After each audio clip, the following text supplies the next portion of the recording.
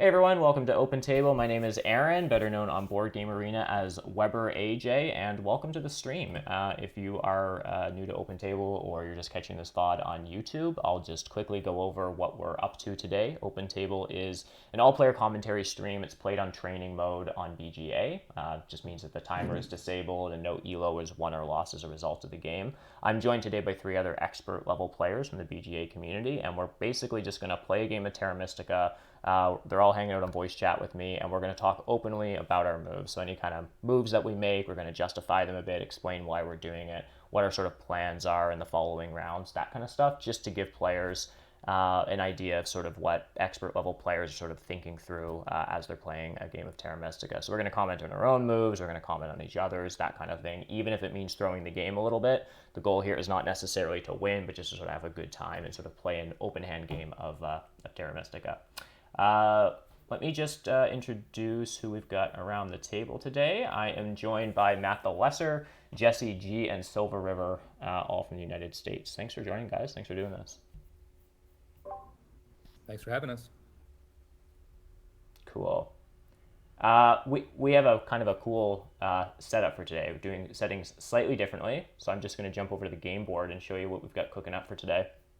So as I said, the game is on training mode, and we are playing on the base space map. All the usual settings, variable turn order, mini expansions, but we do have Fire and Ice final scoring tiles on, Fire and Ice factions on, and landscapes on. So I'm a bit outside my comfort zone, and I'm going to be learning from you guys today, and excited to sort of jump into this with you. Who here has the most Fire and Ice faction experience? Matt, you have experience with them, right? Yeah, it's probably me and Jesse has a good bit too. Jesse, but you have a decent amount of experience? quite a bit from. Yeah, I've been playing the Fire and Ice ladder for a while. Gotcha. Trying to climb to the top. And Silver, what about yourself? I haven't really played Fire and Ice much. I only played each of the factions like once maybe, and not even like all of the factions.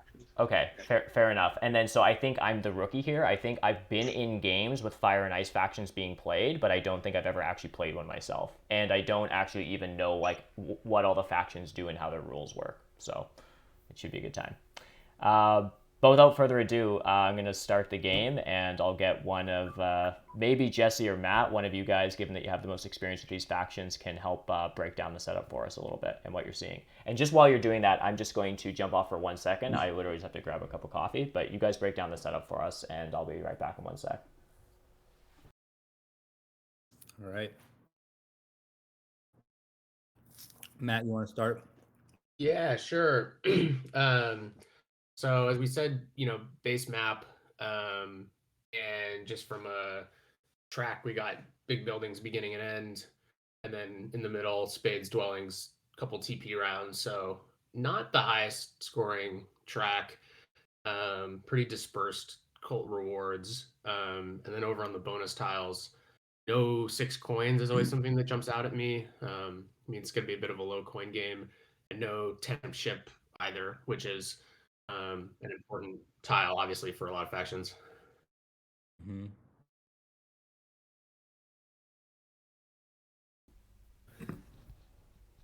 Yeah, and I mean the final scoring is the stronghold distance, which means Yes. ideally you want to pick a faction that it's not going out of your way to build with the sanctuary and the stronghold, and that you are going to be able to move around the board enough that you can get them reasonably far apart. So, Matt, you can tell me otherwise, but in my experience, there's like one of two things that happens, which is like either somebody's just going to go across the board, like with like alchemists or something, and build strongholds and sanctuaries so far apart that you can't compete, or everybody's just going to kind of play them as they will, and so you might actually win with like a 5 or 6 hex distance because no one's going to go out of their way because it's too economically inefficient. And so it can kind of go either way depending on which factions are picked.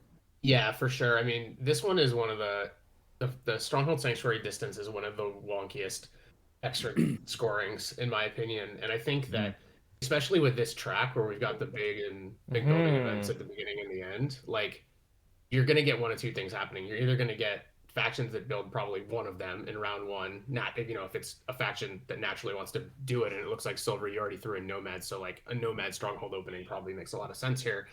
And then you probably wait until all the way until the last round to build the other one.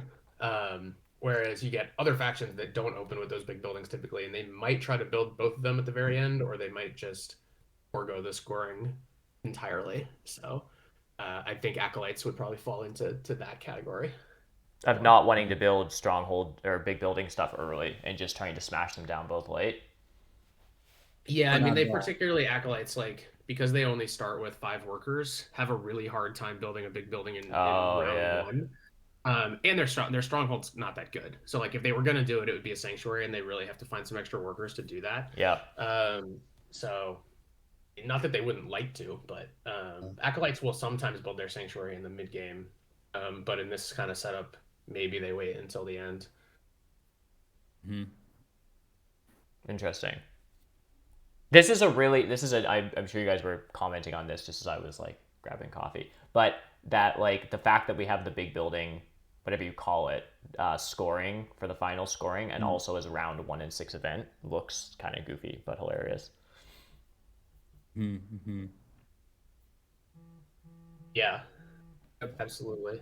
So what'll end up happening is something like nomads is almost definitely going to easily get out both their big buildings. That's just sort of how the faction works, and they usually have a lot of mobility around the board, so there's going to be somebody potentially competing for that sanctuary stronghold distance.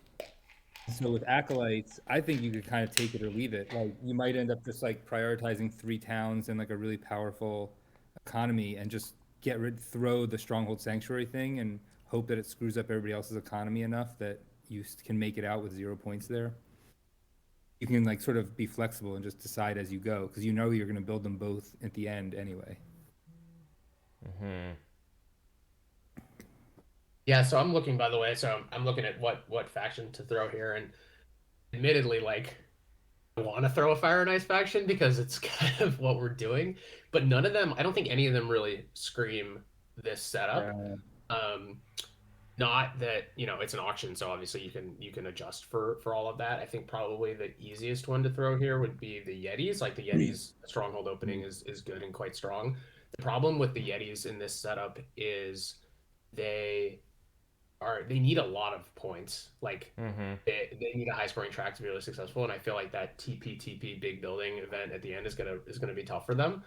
But I mean, I like acolytes having thrown in there. Ice Maidens, I'm not sure makes a ton of sense It's here. a bad they track really for them. like their sanctuary anyways.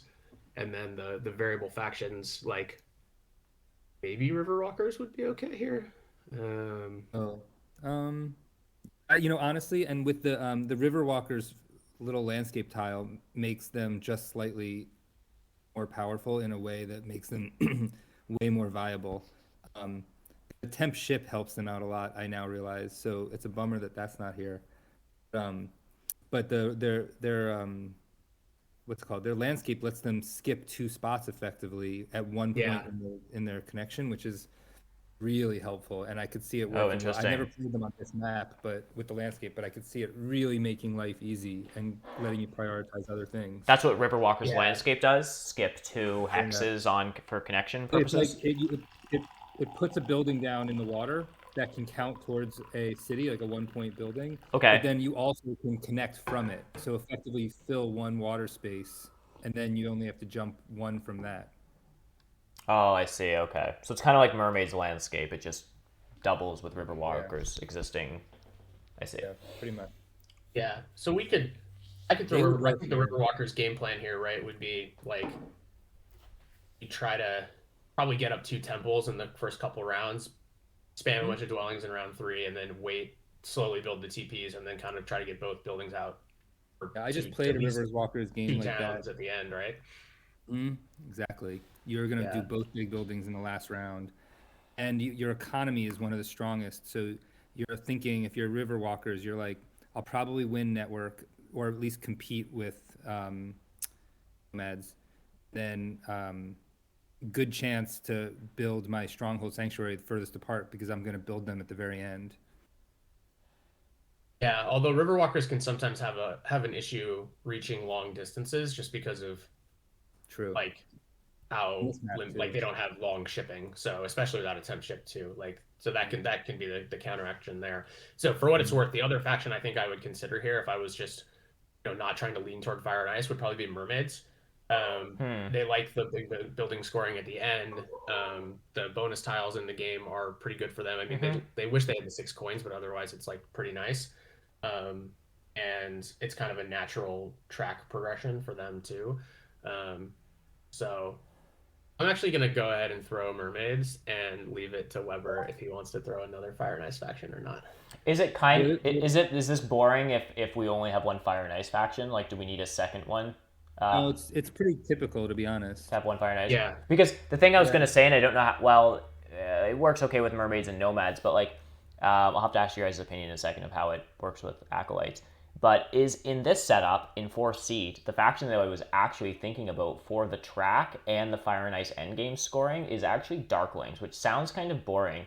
But here, if you could actually open with a sanctuary and open double econ and just have enough stuff to smash out a lot of buildings in the mid rounds, I'd be interested in then just trying to build up, get some temples out in 4, and then have a good enough of economy to build your stronghold in 6 with a landscape. And you're going to open sanctuary. Maybe it's a C1 sanctuary, and then you go E10, and then you just see how far you can dig away. Like maybe your stronghold is like on G7 or something weird at the end of the game. I don't know. Maybe I'm thinking too many. But that's sort of what I'm trying to think of is like who would want to open with a big building, and who has a hex that's far enough away. Because like my problem with witches is like witches could open with a stronghold on what, F4 E9. Like I don't see that they're very conducive to like this distance on the buildings. Like they're not going to go like sanctuary D1 in round 6 or something and stronghold round 1 E9. Like they just don't play that part of the map. But like Darklings do kind of. Yeah, that's what I'm seeing here. Yeah, I mean, I think both Darklings and Witches are good in this scenario. I wouldn't necessarily like overthink this, and this is probably general advice for these scoring tiles, is I wouldn't overthink like the specifics of the extra scoring at the beginning because a lot of it's just going to depend on how the game plays out. But I think if just knowing sort of when you're going to build them and figuring out where is almost secondary. But I agree, like a sanctuary on C1 for the Darklings is a very nice starting point for that. The only thing that happens with Darklings though is I will say it's much more expensive to not connect with the fire and ice scoring because it probably means you're getting zeros in both. Oh, of course, you actually need connect. Okay, duh. It does mean that your Darkling strategy has to connect. Oh gosh. And you've got a whole board worth of acolytes trying to screw with you. So Oh, that dangerous. seems harsh.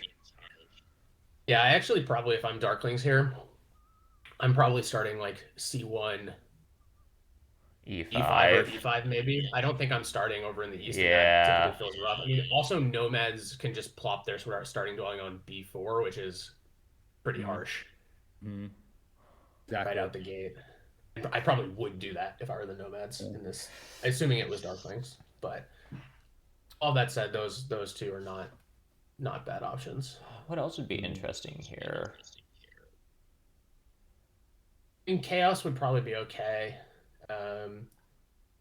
A lot of it depends on what color acolytes start on. So at this point, if you're picking into this setup, you probably want to think about that a little bit. Like if you're Darklings or acolytes, just probably acolytes get to pick their color after you've bid on them, of course. Yeah, that's one of their that's one of the actual pretty strong parts about choosing them is that you have color flexibility. You have color flexibility. Yeah, although the way that it works with the auction is the person who threw them in. So after this fourth faction gets picked, the person who threw them in will select a starting color for them, and then we will bid. Yeah.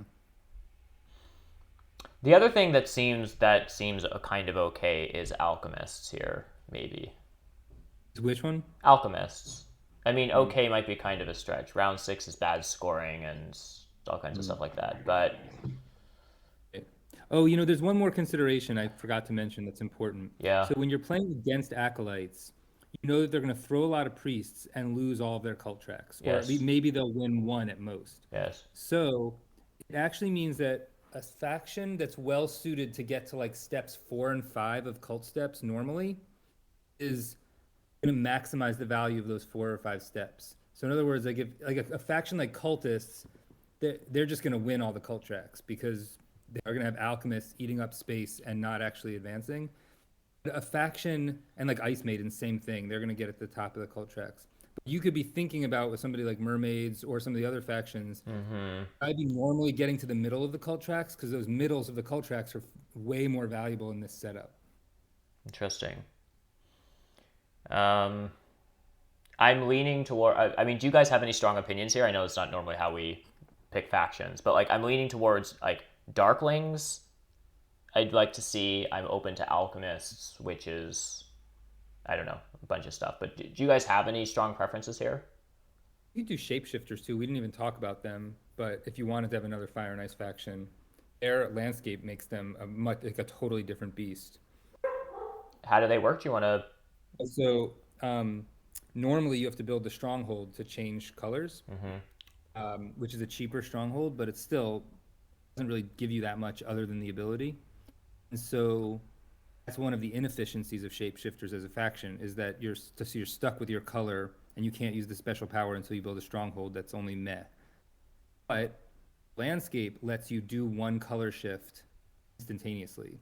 I don't think there's a prerequisite. So you can plan your game saying, starting on green, I'm going to grab like 6 green hexes, use my one shift to like whichever, like red or something else or brown, that's whatever is working out.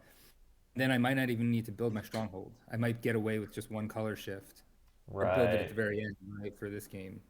So I've seen the shapeshifters. It's like a very different beast, and the special ability you get is it when somebody leeches from you, you get spend a victory point for a power in the good bowl. Yep. Really? So effectively 2 power. Yeah, shapeshifters are interesting here. I think the biggest downside of shapeshifters is I don't think opening with the stronghold is generally good, especially in a landscape game because you need it that much less, which means you're probably building your stronghold off of one of the events here. You're probably building it in like round 4 or 5. Could you just open like temple with shapeshifters, use your landscape to shift once in the mid game, and then build your stronghold in round 6 just to shift again and to do that kind of thing? I think so. What's a solid color for shapeshifters? If you can make it all the way to round 6 without needing the power, yeah, that would be good. I think it'd just be sort of how does the game evolve. It all depends on what Acolyte's color picks is too. So like for instance, if you could be shapeshifters on gray and they don't pick green or red, then you could probably just like live on gray with its 2 adjacent color neighbors for like most of the game and do one shift. Interesting. Yeah, the color dynamics are really interesting here too because with nomads and mermaids already in, they like to like kind of shift the locus of the gameplay toward the west. And so the question is, are you both the acolytes, which Jesse's going to get to choose a color eventually, and this faction, are you going to try to pull it back east or are you going to kind of lean into the west? In which case, that eastern continent might end up pretty empty for a while. And I mean, I don't know what's better, but it will have a big impact on the game. All right, I'm doing it. The other thing I was slightly interested in here was just because I think shapeshifters probably just grab the spade here is in 4 seat when you have a spade, like I'm always interested in a brown faction just because it's a pretty chill opening. Like just build a temple, start somewhere in the east, get down 2 dwellings, but yeah. Yeah. So color picking, my initial thought was nomads and mermaids, you kind of know where they want to go, and you can guess where shapeshifters on gray is going to probably is likely to consider the typical engineers opening, right? Or gray opening. So I'm thinking if I want to have a good shot at the stronghold sanctuary distance, I'm going to maybe think about red or brown so I can put my initial dwelling in the east have neighbors. Blue and yellow will almost definitely go there, and that can eventually be my sanctuary, right? I can build temple there and try and get like a 3-spot city with like Uh-huh. brown, red, green. See what I mean? So like So sorry, brown, red, green on that east column, that continent. brown, red, green. So are you talking about acolytes? West. Sorry, I'm talking about west. Yeah. Yeah, choosing acolyte's color. I see. On the because you know that blue and yellow are gonna go, what Yeah, is it? D2, D3 in the West. D3. Yeah. So I'm thinking brown and red are probably one of my like top choices to drop a building Interesting. right below them. Then Interesting. I actually love red for acolytes here. yeah, And Really? that's I probably love what I'll E3 choose. here. Yeah. Then I can put my red up here. I'm gonna be next to shapeshifters and mermaids. Um, Can you say the hex Probably. names? So you said up here. Like, so you're Oh, talking sorry. about plopping on E3. D4. Yeah. If I'm on D4, Yeah. right, and I know I'm gonna have neighbors there as well. Yeah. Um, Probably I might just dig that green first go because I can take it from mermaids, and then that gives me easy access to keep moving to the east. I So see. it seems like the right move. So that's probably I'm gonna pick red, assuming that that's gonna be the opening for acolytes. I Okay, think so that's so right. just so I understand how this worked is every player picked a faction. Because I was in fourth seat and I picked shapeshifters, I had to confirm my color for shapeshifters. But then once that was done, then the fire and ice Then factions get to choose what color they're going to be no, after. no, no. So it's just the red ones get to do that. So basically, Oh, shapeshifters, river walkers, yetis, and ice maidens would have to pick right away. Acolytes picks at the end. So does dragon lords. they picked their starting color. Okay. Yeah. And the reason for that is that Okay. not the Riverwalkers, so that one's I'm not quite sure, but shapeshifters, yetis, and ice maidens, like they still use the color wheel. Right. Which ones And use which the ones use the fire color wheel? the both ice factions and the shapeshifters. Right. So like the fact that you're gray, like you still get spades, you will still need Yeah. to transform greens 1, blacks 3, etc. Whereas the fire factions, like the color wheel is completely irrelevant. You pick a starting color just so you know where to start, and then after that, how much it costs to transform depends on just whether or not it's the home terrain of a different faction. It doesn't matter how. Pretend there's no wheel. It's just a list. Okay. You So can literally see on their board actually, like when it pulls up, the all the spades and like that whole design around the little acolyte guy is gone. right. I don't think I can show the people. Yeah. Yeah, I do agree with the red here. I'll say the one thing to think about as we get into the bidding is the E3 D4 start for acolytes could actually present surprisingly tricky connection. Mm-hmm. 100%. Because E5 they need like mermaid. Well, they kind of need E5 or they're going to have to go around either north or south because nomads are going to be on D3. You assume yes. mermaids are going to be on D2 and E4. Maybe not both starting, but at least like by the end of it. And then assume as long as anyone takes E5, which basically Well, faction is going to be a interested question I have is where are mermaids starting? Because aren't nomads just opening stronghold here? Like, is this a game where as mermaids you do just start D2 E4? Like, if you don't start D2 and nomads has a neighbor on E3, are you just opening stronghold and taking D2? Maybe not first turn, but like stronghold nomads, I'm always a little concerned about those hexes. Maybe E4 is slightly safer then, but D2 D5 seems sketchy. Probably acolytes. I don't know how acolytes work if they're going to take D4 E4 on you. But anyhow, this is one of those setups where I'm like, it's not obvious to me where mermaids do start. Yeah, I mean, I think you could certainly start D2 E4 if you take worker power, which you're going to get, and you open double spade, and you just claim both, like you build F2 right out the gate, and then C1 before the nomads can get up their stronghold, and then at least you claim both of them. You are very Western, like, centric, but I mean, that's okay. Again, I don't have enough understanding of how acolytes work here, but like, Like I assume is B3 is safe-ish. I mean, I don't know. It's one ship from Acolytes, and no one has that color, so that's a cheap dig for them. Yeah, B3 should be So fine. B3, which opens up A6. Like I don't know, is that interesting to Acolytes? Otherwise, like in any The other thing with normal this setup, setup, I'd be expecting for Mermaids just to be able to 3-ship to B3. Like Brown and Black aren't in the game. I don't know. They might be able to get around it a little bit. yeah. I was just gonna say the acolytes. I think one of their powers is like you assume that they're gonna disrupt something out of the normal flow of a base game. Uh-huh. So you want to decide like if they're my neighbor, can I beat them to the punch, or will it be like efficient for them to do something that screws with my normal flow? You know. Okay. So in this case, you're worried like as mermaids, you're worried like are there greens and blacks that wouldn't normally be vulnerable in this color combo? Will be now because of acolytes. Or for nomads, right? Same thing. It's the browns and the reds. And the immediate answer is F2 Hmm. for mermaids. That's a green that mermaids want, usually can claim without much competition. But if acolytes start on E3 as we expect, F2 is under immediate threat. So Acolytes might first action dig F2.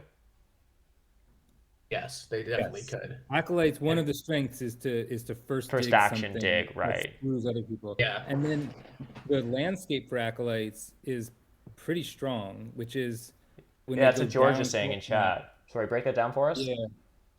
Sorry? Yeah, just break that down for us. Oh yeah. So when you place the landscape, which you can do with your very first dig, you go down cult tracks, you get those cult points. So if you consider that you're going to probably dig like 12 times over the game, maybe 13 times, 14 times, possibly, each of those is going to generate 1 to 3 power, 1 to 4 power. So if you average 2 power, it's like practically giving you 24 or more powers over the course of the game. Wait, you get power? Oh, so without Acolyte's landscape, when they dig, they go down the cult tracks. I know that much. But with the landscape, when you go down, you get the power bonuses? Exactly. Oh, that's So if you hilarious. think about how many times you dig over the game, it really means over the course of the game, you're getting 20 to 30 power. Okay. So it's kind of like Fakir's landscape, except for it's just like 20 free power as opposed to 20 free coins over the course of the game. Yeah.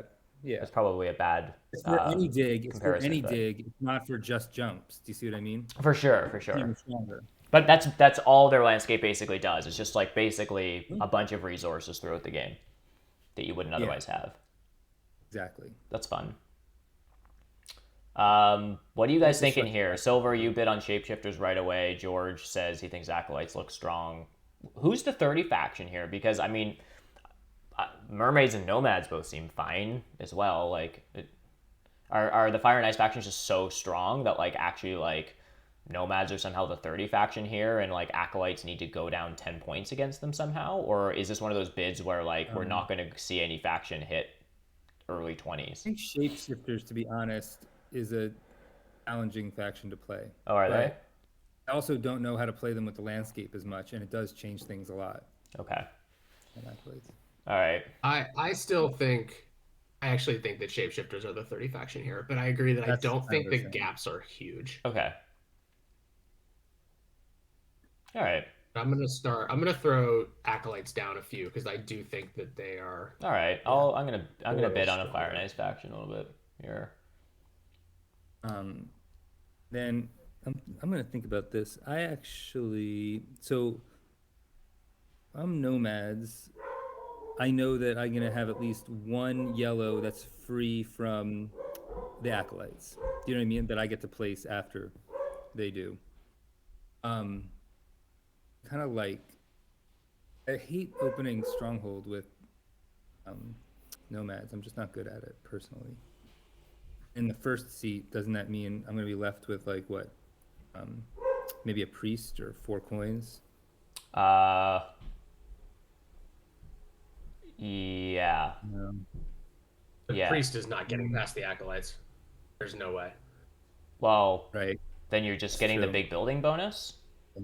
Like it's gonna go Oh, spade wow. worker That's power. Like are priests that helpful for That's so acolytes true. that nomads are just getting to open stronghold with the big building tile and first seat? That seems unbelievably That good. does seem really good. The acolytes do like the workers too. Maybe they forego the priest. The priest is so good for the acolytes at the gate though too. They would just send a it's priest hard. to air, and then it's like that's basically a spade for them, right? Because it's 3 steps. Spade and 3 workers at the end of round 1. Yeah, exactly. Oh, that's so good.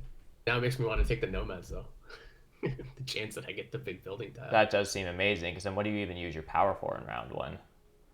We're doing this. Like probably just a coins action. I mean, I don't know. I love stronghold nomads too.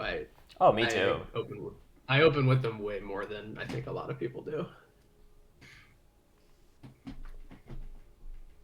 I guess the thing is like, as nomads here, it is a bit annoying that you're in first seat, so you have no power before anyone else does. I mean, you upgrade to a trading post, you keep yourself flexible. If workers come back to you, you take them second action. And I don't know these other factions. Like, I don't know shapeshifters and acolytes that well, but shapeshifters starting with a spade, do they really want workers? If they're opening temple, they probably just want, I don't know, single spade if they can get it. Mermaids aren't taking workers. Like, I think even if you don't get the big, and then if someone does take the big building tile, then there's that much less pressure on workers, isn't there? Like, I think nomads either get the big building tile or they just get action 3, turn 2.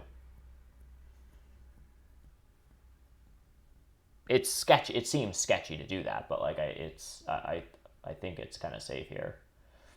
Oh, or if they do end up with the big building tile, then they have the workers anyway. Then they have the workers, and then they're like probably just taking an early coins action. Like I don't even know if a priest is that strong for them, to be honest. Maybe they take a priest and send it to Earth, or save, or they might just try to like honestly build a stronghold, get down a dwelling, pass for 4 coins in a cult step, and open double dig in round 2. Like, sorry, I'm talking myself into playing nomads here. I think that seems great.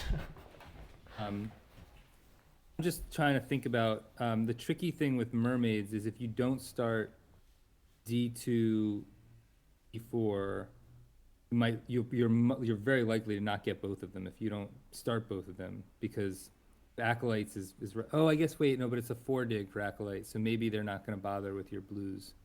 I take it back. Yeah.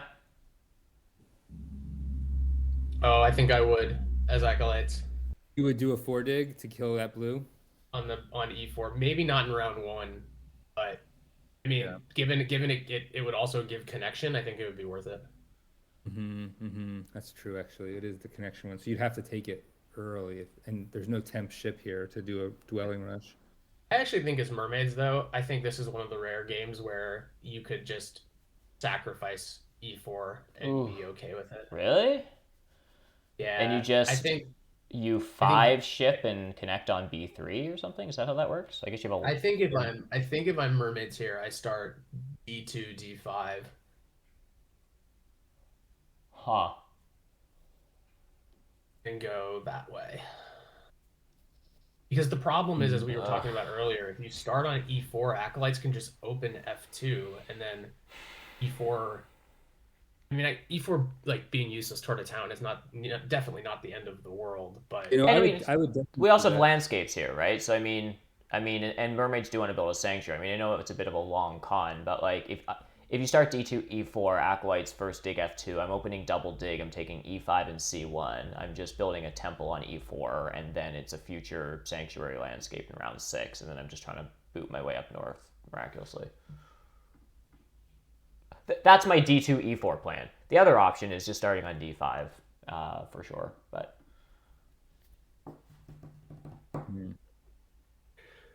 The thing is with E4, even there's also no temp ship. I guess if you can increase, you start E4, you just take the leech there, you upgrade on D2, go through C1, and then get to 3 ship by round 3 to build all those southern blues that I don't think anyone's gonna mess with. Like, that's the thing. The south is pretty nice, right? Because it opens up I4 and H4. Like, it might be a weird game where, like, I don't know, do you take H5 and I10 and try to do a town down there with? Yeah. Well, shapeshifters. Yeah, maybe it's not so bad. I don't know. I mean, I still think I agree with George. I think mermaids are in a bit of a tough spot. Yeah, it seems to be the case. But mermaids are like the only faction that's not in the sandwich here. True. Yeah, that's true. Although acolytes like kind of mess with Oh yeah, that. Like, acolytes is are they in a sandwich? Is that I don't really know no, how to understand that because they just no. dig stuff. They seem to be a bit more like well, and can acolytes? This is going to be a really dumb question. Can acolytes just build on their natural reds though, right? They can just ship to reds. No, they have to It's a dig dig. them. Oh, it's still a single dig. Okay. So the color wheel is Mm. weird, and also shapeshifters are not going to be gray all game. So I have no idea how to look at this color wheel. Yeah. This isn't a color wheel. This is chaos. It's just starting spots. Right. You know that, and all you know is that shapeshifters will never be blue or yellow, and acolytes will likely not dig very many blues or yellows. Why won't they dig that many grays? Because gray will switch eventually. You know, they, you know, Okay. so So acolytes might steal some shapeshifter grays when shapeshifter stops being gray, but shapeshifters also can't be red either, right? oh, is that true? Or can they be red? I don't know. It That's can be red. what? Oh, Yeah. They, because acolytes are still have to dig red hexes. They're only I see yes, acolytes are they only can be red with respect to starting spots, and then red, yellow, and gray are all single spades for them. No, it's I see. No, it's their okay. Sorry. Correct me if I'm wrong. I'm trying to repeat this out loud to make sure I get it. Acolytes are only red with respect to starting places. They 3-power spade any color that isn't someone else's home terrain, and uh, four cult step spade anything that is someone else's home terrain. the biggest problem, man, I want to play shapeshifters just because I think it would be fun. I haven't played them for a while. But I have like their second starting hex is a wasteland. Like Mhm. E7 is obvious, but beyond that, I think you still have to start F6, but I just don't think there may be no other starting dwellings on that whole eastern continent. And as There's shapeshifters, it's like really important that you're next to people. When are they ever getting another neighbor? Like Yeah, unless the nomads start their third dwelling on G4, which is which wouldn't be terrible, it's kind of cool with especially given the stronghold. distance thing, but it's certainly not guaranteed. Mm-hmm.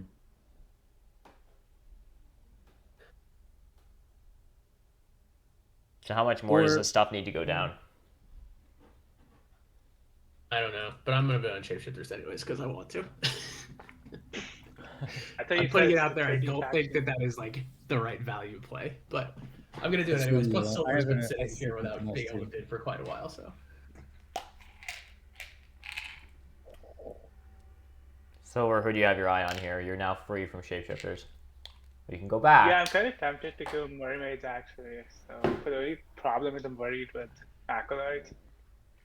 Yep.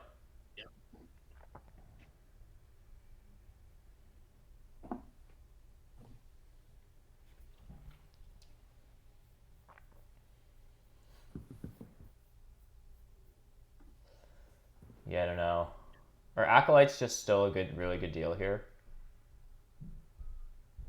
Possibly. I don't know. It depends. You never know. You just never know. And it's weird because most of the games we've played on Snellman, you don't get to auction, so you're actually just picking for Uh huh. outright what's the best faction. And the thing that's cool about the Fire and Ice factions is even in fourth seat, you can often pull out a victory because you just shake things up enough that it's not as scripted as it is with the base game, the base factions. There actually are always 4 viable factions in just about any game. Yeah, I yeah, think I'll go for mermaids. All right. yeah. Do this. I think these values are reasonably accurate. I mean, the thing with acolytes and like the thing that scares me about bidding them down is that like they are challenged to score because like by the end of the game they're going to be low on cults and their economy is like naturally stunted by the way that their board goes. So, but I do think that landscape is powerful. So we'll see how well Jesse takes advantage of it. So you know what I'm actually thinking I'm going to do here is I'm thinking about I don't know if this is a good idea or not, but I'm thinking about how if I start on E 1, 2, 3, 4, 5, 6, 7, D7. Basically telling shapeshifters to come join me, and also guaranteeing that I lock up that edge of, a distance run.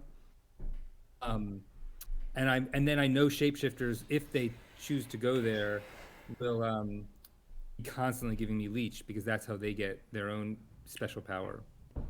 Yep. Just a thought. And if I do that, maybe I just get out of the crowd on the west and go in the middle. Do, those two Yeah. Interesting. It retracts. certainly is. It certainly changes up the, like, I was definitely, most of my talking with the bidding was sort of assuming that it was going to be a west party. It definitely like more balances it. It's like then becomes almost like acolytes plus shapeshifters against nomads plus Exactly. mermaids, as opposed to sort of everyone together. Yeah. Or the other option is I go on both edges and assume that because acolytes is so flexible, if I just get my shipping up mid game, I'll connect somehow or another. Yeah, it's an option Risk, too. but it's an option, because greens are open, right? So as long as shapeshifters don't, and well, I guess mermaids and shapeshifters are going to scoop them mostly up. So Yes. it could be hard to connect. I can't go yellow without, that. So it actually is the middle of the board is kind of clogged, potentially. You look, it's all these greens and blues and yellows that are going to be taken by the respective factions. Yeah, there's no color that isn't a single dig from anyone For sure. right now. Mermaids are after blacks. I'm after browns. Two factions are after Actually, greens. I think I'm going to go in the middle and then make my decision on which of the two sides to go based on what I see everybody else put down. Though I don't even know if that's going to be that variable.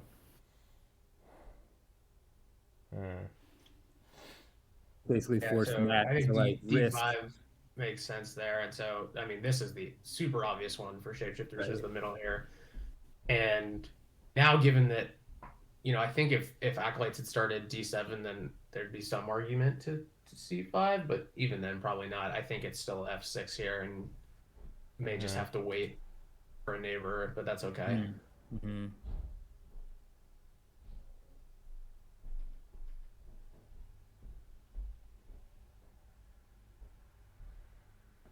Yeah, I'm thinking between E4 and D2. It kind of depends on where acolytes start.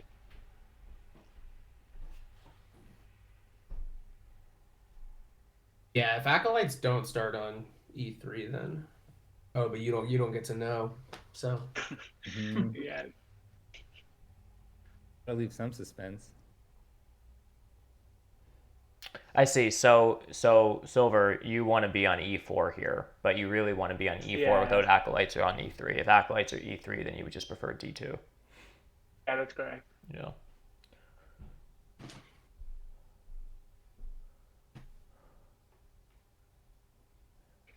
Right. Yeah, it's tricky. I mean, I guess with E4, you can still just double dig E5 and C3 if acolytes are E3 and mess with F2. I think I still go E4 here. Yeah. I think that's the right call. It's interesting because E4 actually makes that less appealing for acolytes. But it's also prevents nomads from getting that potentially center town, which is ridiculously good. Wait, what stops nomads from getting the center town? Like if he doesn't go on E4, there's a world where nomads get the D3, E4, E5, F3 town. Oh yeah, which is stupid. Yeah. With the stronghold opening, which is really good. So I'm thinking that I'm gonna go here. Hooray! So I think it's the right move. I'm going F3 here, and then the question is where after that. B4 is interesting because mermaids are D5, and I have a neighbor up there. Like mermaids will come to C4 and either come to B5 or I cut them off there or something. But there is future adjacency in the north. E8 is leech. The other interesting thing, though, and it's a little annoying for shapeshifters, but is one fun thing you can do on base map with a stronghold is to try to take the G4 to G7 stretch. And so what it might look like is starting on G7 and having your first sandstorm be G6. And then you're giving up Oh, that's leech on interesting. E8. I actually think, as I'm biased now because I'm shapeshifters, but I actually don't think it's that bad for shapeshifters. There's enough room there that they can figure it out, and having more neighbors is nice. It's also not by any means is it bad for nomads, but or like it's good for nomads too, I think. Yeah, it's just nice to be able to. It's also just a. I'm basically giving up like 4 power on E8, but I'm getting some power in the east. I don't know if it's goofy. I'm definitely going F3 here. Yeah. Now that the acolytes went in the east too, and like put more action there, I think the east is a little more sense. Like if there was no acolytes there, then just abandoning the shapeshifter dwelling over there probably makes more sense. Exactly. It's either all or nothing. Don't try this at home, kids. This is not normal G7. meta G7. I think I saw Zorus do it once, and it actually didn't work out for him. I think, by the way, as shapeshifters here, I'm definitely taking this spade.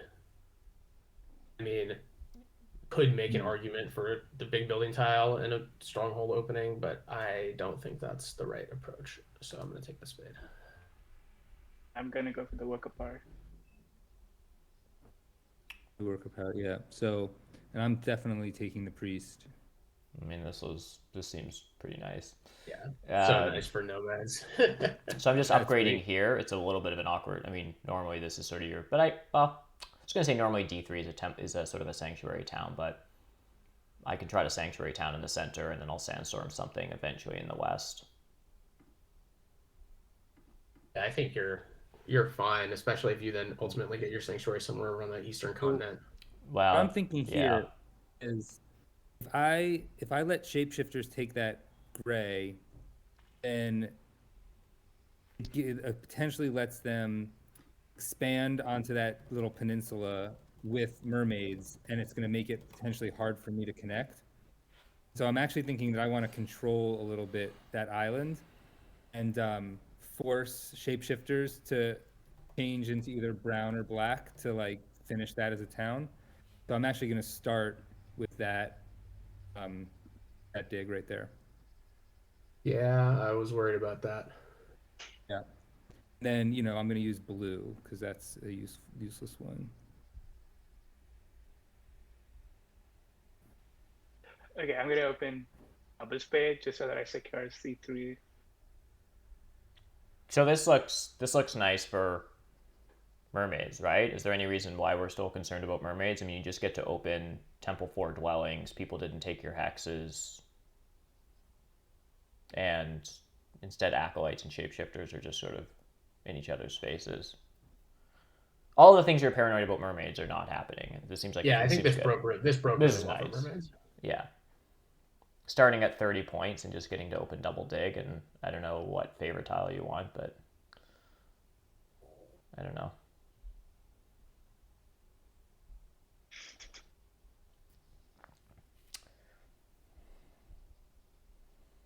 It's also not quite the power party in the west that I thought we would see, because at this point, Silver, are you just going to want your temple on like D5 or C3? Yeah, I think so. Right. Yeah. And so all the upgrading happens there. Presumably, Matt, you just upgrade E7 instead. Jesse, you have to upgrade D4. Mm-hmm. So that's where the power party is. Nomads are getting no leech Exactly. round 1. Yeah, interesting. This is cool. You got the 2 workers as first player, which is pretty, Big building and first seed is pretty broken usually, yeah. The acolyte starting spots are very good for both nomads and mermaids. Yeah. Yep, that makes sense. So This is like a really interesting development as shapeshifters here, because like with both this acolyte move and the nomad potentially coming across below me, I'm like really in danger of getting cut off. And so I'm now actually thinking about using my spade to build the I like this seems crazy, but I think I'm thinking about using my spade to build the um landscape right out the gate.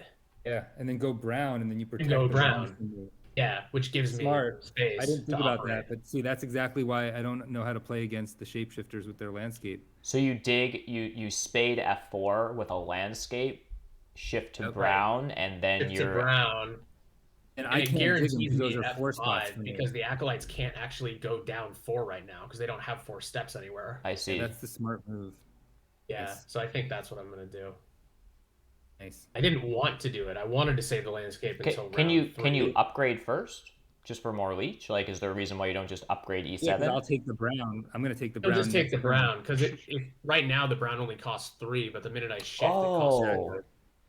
Okay. This is a good think I move. got Like it. I didn't think about that. That's now screwing my plan. I thought I was gonna sweep down and get the brown next. Yeah, that was what I was like. Oh, E9's not that bad, but oh crap, if he takes F5 too, it's really bad. Yeah, exactly. And so this is a great counter move. It does mean that you are, you've used up your get out of jail free card, but Free card literally on the first move of the game. pretty sweet. That's a good move. I mean, it just opens up 3 free browns. I mean, you could basically D-rush at this point.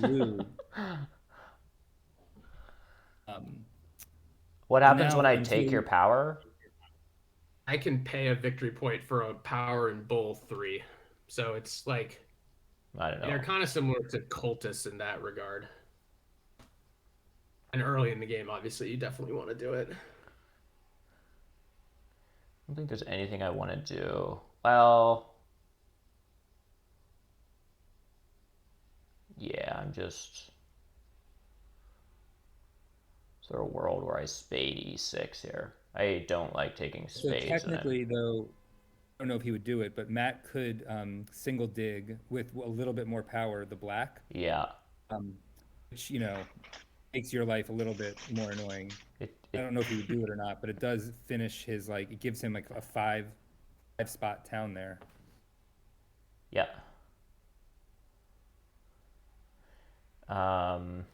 Who's giving him power, so it goes over to Acolyte. Surely one of you guys is going to upgrade to a structure eventually. So Acolytes probably just build a TP next on D4, which gives a power, and then Mermaids also do it, so Matt has 2 more power, 7, so you can single spade next action. Okay. One thing to think about is the shapeshifters are not... It's not as bad as the Dragon Lords, but they are hesitant to burn too much power.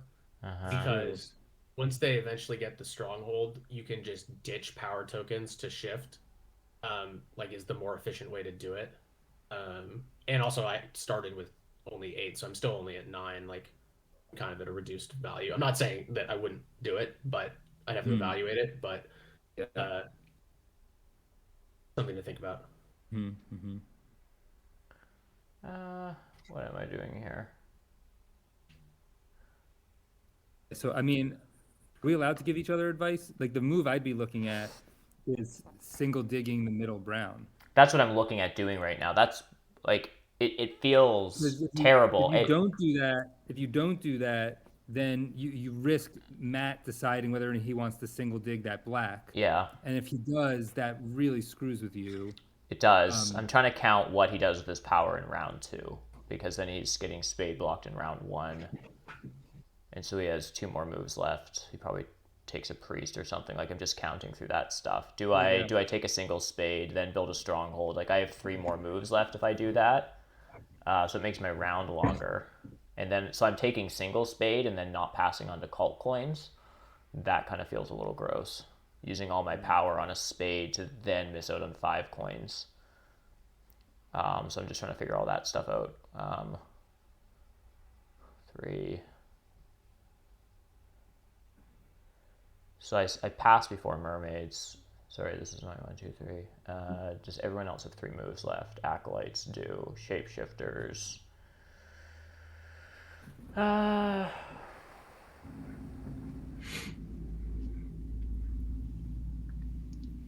Oh, but then I just get a spade going into the dig round. Yeah, let's see what happens. I think this might be wrong. I think it was a good move. It's definitely sad for me. Yeah. It's funny, everybody's countering everybody. Huh? I'm just taking a priest because that's what I need. So the reason that I'm sort of okay with this is that I either pass in front of Matt on cult coins and then Sandstorm G5, or at least my compensation for you passing before me and taking the coins is I'd probably just pass on to a spade and a dig round. So it doesn't solve my problems, but you would have considered a landscape there. For who? For me? Was I supposed to landscape? I have the workers. So I guess it's coins. Jesse didn't go up on any tracks, so I don't have to worry about. I can wait on F5 if I want. So I'm pretty inclined to upgrade here. Now, like when I first did this, I thought I might want to upgrade in the east and ultimately try to put the sanctuary there.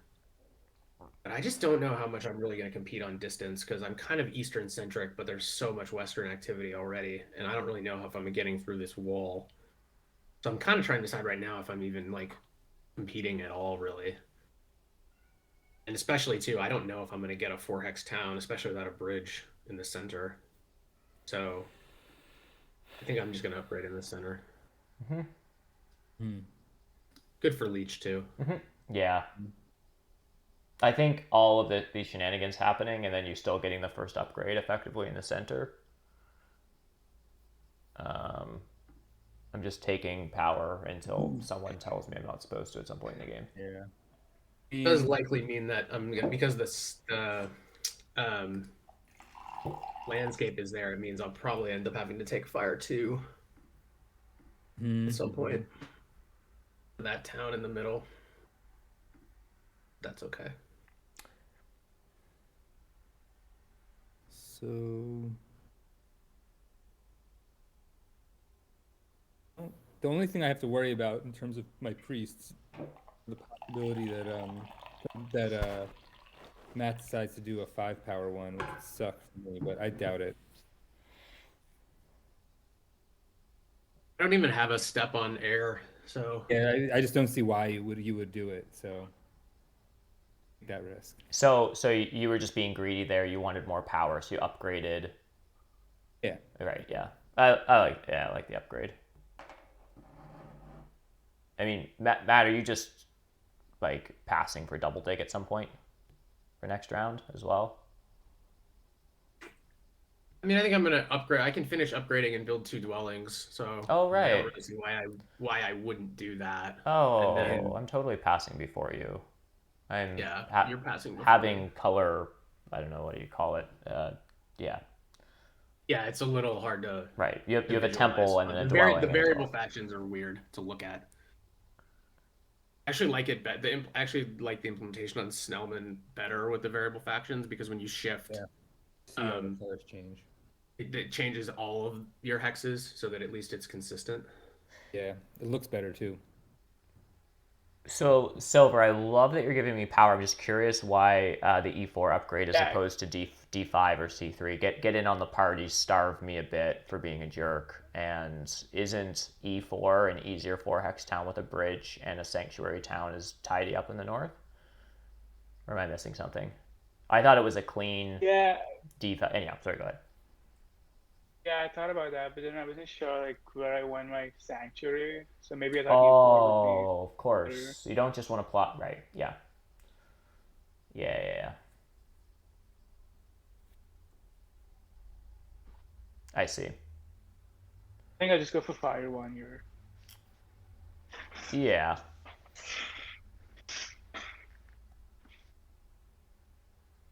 I mean, I don't think there's anything else other than Fire 1 that you would want here, right? Is there anything else in the running right now? Like, you have great worker income, you just want more coins. Air 2's weird, Water 2 isn't doing anything special right now.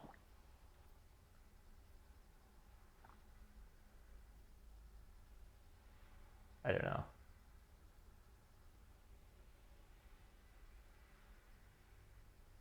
And I'm interested, as shapeshifters, what econ favor are you apt to take here? Like, is it kind of obvious here? Like, is it Air 2? Is that like you're a power faction or something? Like, No, my leaning is Fire 1. it's also Fire 1. Yeah. Okay. Why is that? You're shipping? Low coin game. Eventually we'll need shipping. Shouldn't need workers. And yeah, Air 2 is a little wonky with shapeshifters because eventually you're gonna get rid of power tokens. I see. So you burn down a lot. And acolytes, what's their jam? Oh, I mean, oftentimes you can do an income one first. I mean, I don't know, because with this landscape tile, you get so much power when you go by going up cult tracks that you can really generate coins by just like spamming up cult tracks. So that's also a consideration.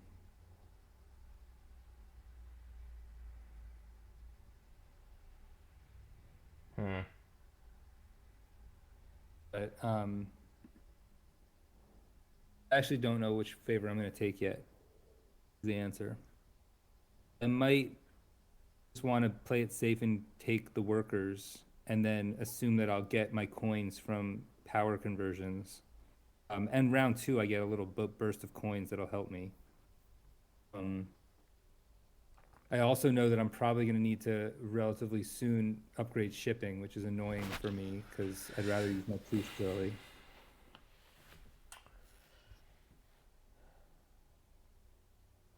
So yeah, that's the one thing with the D4 start for you, Jesse. Yeah, exactly. Yeah, it was actually, we didn't really talk about it, but I think if you go back to the beginning, an interesting choice for you could have been opening to E6 instead of E9. Which one's that? E1, 2, 3. The one in the middle that Aaron took. Because I wasn't brown yet. Yeah, I didn't think about that as being contested, actually. I just... Which makes sense. It didn't cross my mind. Yeah. I mean, you're right. I should have carved out space on that side and then let you be my neighbor and just grab like a small 4-spot town here and hope that... I was just worried that you would take the red on that peninsula. What's it? D6. Yeah, that's totally fair. And I would just be like caught, without an ability to connect. Yeah. Now, though, to be honest, I have to decide: do I want to prioritize my income or my real estate? Because I could use that second priest to go shipping and then just like pick one more, or like I could either do that center black. Or I could go up top and just try and like grab a spot that gonna like make it, more possible for me to connect. But that costs me a lot, right? Because that's 3 coins next round that I'd be wasting. So I don't know if I'm gonna do it. I might just wait and see. Yeah, that is a tricky one. There's part of me that feels like whatever I choose will be incorrect, but that's okay. I am gonna go that way for now. 2 nice cult rewards, Jesse.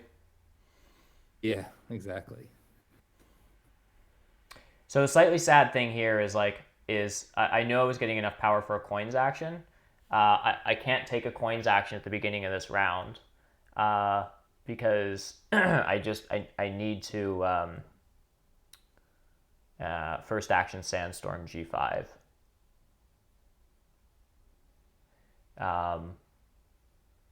So the reason my pass took a second is because my next round looks like just trying to get down 2 dwellings, and I suppose there's a chance that Matt digs G4. I don't know. But anyhow, but if he doesn't, then I get 2 dwellings down next turn, and that's probably it. And so like 3 coins and 5 points is not terrible.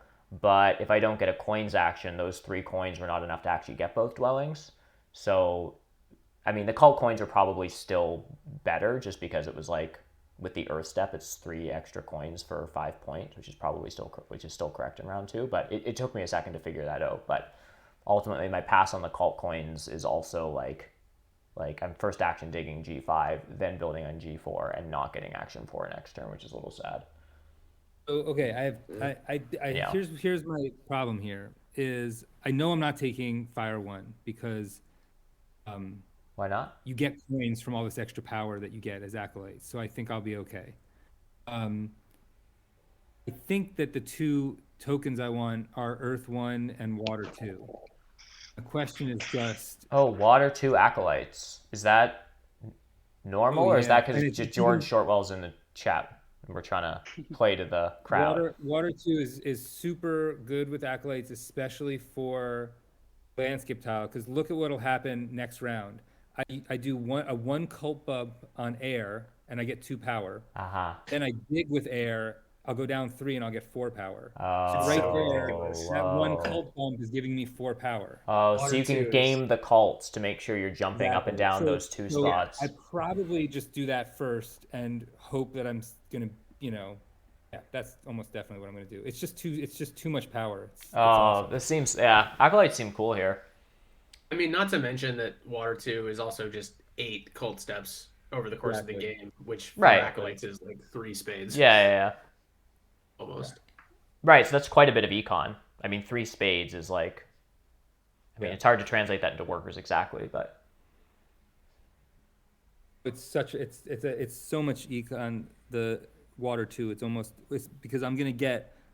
I mean, you'll see, but we could count it. But I'm sure that I'll do those 1 cult steps to give me like 4 4 power a turn. So it's almost evaluated at like 4 power a turn and 2.5 spades in the run of a game, plus cult points and whatever like other things you get from it. Every turn, but I suspect that I'll be able to use that cult bump to get an average of between 1 and 2 points around. So let's say that's giving me, or I mean power. So it's giving me, I think, an average of 2 to 3 power around a turn, on top of 2 extra digs. Right, like so it's like half a spade and 3 power around.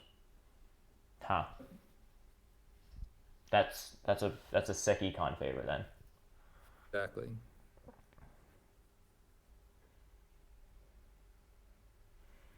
Okay. So now I'm trying to figure out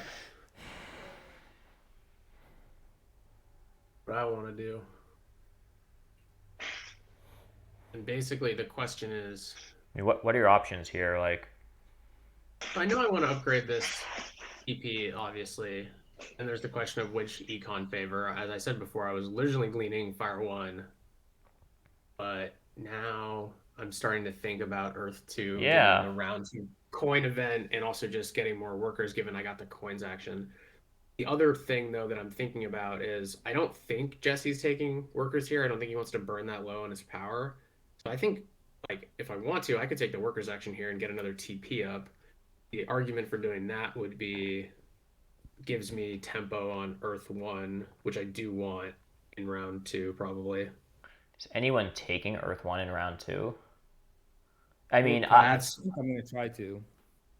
I think Jesse definitely would, and I mean, I think everyone could potentially be interested in doing that. But the other thing is, if I don't take those workers, there's a chance I get the double spade. I mean, I hate building TPs if I don't have to, just because I think I mean, I rant on about the theoretical negative ROI of them, but I don't think in my current, like I have 5 workers, and I think I just have to build G5 and G4 next turn, so I don't think I get to build a temple next turn. Right? Like I could leave G4 open and sell myself out for a temple and to have you dig G4. Like I you know what I mean? So I think And then are mermaids building a second temple in round 2? Like, I don't know. Maybe. No. I mean, if I'm you though, don't you have to first turn hit that black on the 100%. east? Yeah, I have to give up a coins action, and then if you dig G4, well then maybe I'm like, I don't know. Then maybe I like pivot to Earth 1 or something because I don't know what else to do with my life. So, but yeah, like I think if I'm allowed to just dig through there, and this isn't a negotiation, like take those hexes if that's what you should be doing here. Like maybe you do double dig G4 and E10, and then I take Earth 1, try to take Earth 1 for, like, I don't know how this is supposed to play out, but I think if I'm allowed to build out that stretch, then that's what I prioritize, and that's what I'm supposed to do, and it means I don't get Earth 1, and then I build a temple in What did you round end up 3. taking? Oh, the coins, huh? I went with my gut and went R1 anyways. I think Yeah. for like next round, I think I'd rather have Earth 2, but I think over the course of the game I'm gonna want Fire 1 more. Like I just keep remembering that there's no coins in this game, and I don't plan on having many standing TPs until at least round 4 or 5. That's the thing. It can be a little deceiving when you're sitting in round 1 with 17 coins, but it's like, coins go pretty quickly. It was, as I said, thinking about the workers here, but I think given that I can just pass on to the big building tile, even though I'm not going to build a big building, No, those but 2 workers solve the problem for me. So we're just going to do that. like, do you have enough stuff to just like build a temple for Earth 1 next turn, Matt, and then take double dig and get out 2 dwellings or something silly? I mean, I think I might have to do it in a different order. Sure. But yes. Otherwise, yes. Ooh. Oh, I mean, I had to. Otherwise, he would take it next round. Okay. Yeah. Sorry, I'm slow to this stuff. I kind of anticipated that was going to happen. I don't have any more neighbors. That's my only next place to build, right? But that's a nice place for a sanctuary, isn't it? Yeah. All right. Now the question is, what am I taking? Yes, a worker and 3 power. Spade? Oh, you can't. You can't take a spade. A spade is just literally a cult step for you or something weird? It's a cult step. It's a cult So step. it's basically a 2 coins worse version of the other tile. I see. Exactly. Okay, so it's a lot worse than worker power. All right. So Nomad's opening Stronghold single spade into not taking a coins action round 2 is not a lot of fun. But that's what's happening here. That's the thing that changes this game, right? Because you had potentially an overpowered opening if you didn't have these extra threats. Yes. Me? Yeah, exactly. Yeah. I Right? mean, I threw It's myself sort of into the middle of a equalizer. battle with 2 fire and ice factions I don't understand starting on G7. I mean, I did this to myself. But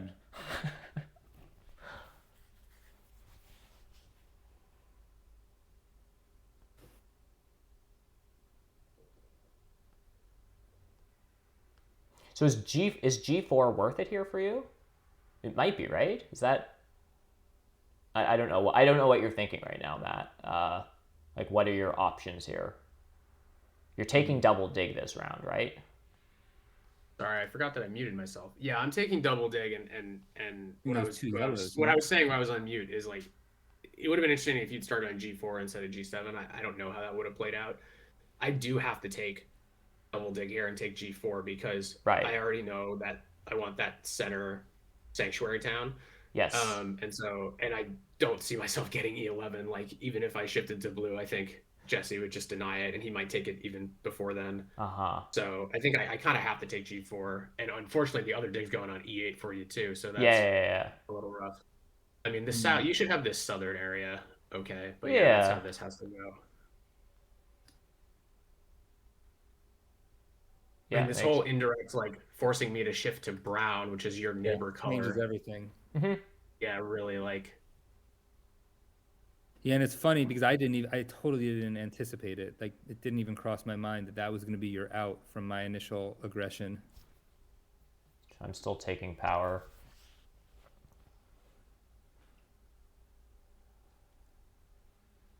So, Silver, what did you do first action? Sorry, I missed your. I sent the priest to water. I see. You couldn't take coins there. Okay.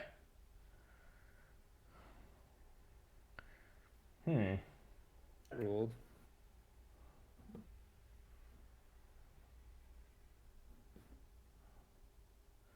Okay, so I want a Sanctuary on G7 anyhow.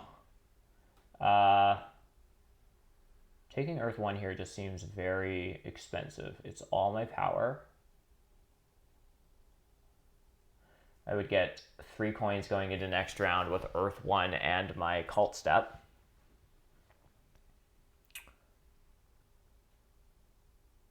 And then probably try to pass on to...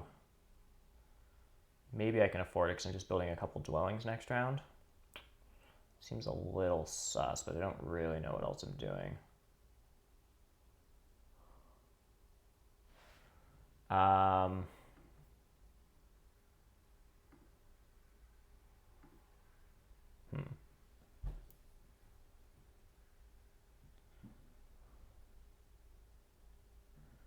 Yeah, I mean, if I were in your situation, you've got what, 6 things built, so you've maybe got like 9 more things to score dwelling wise, so that's like 18 power for, or I mean 18 points for Earth 1. Pretty good.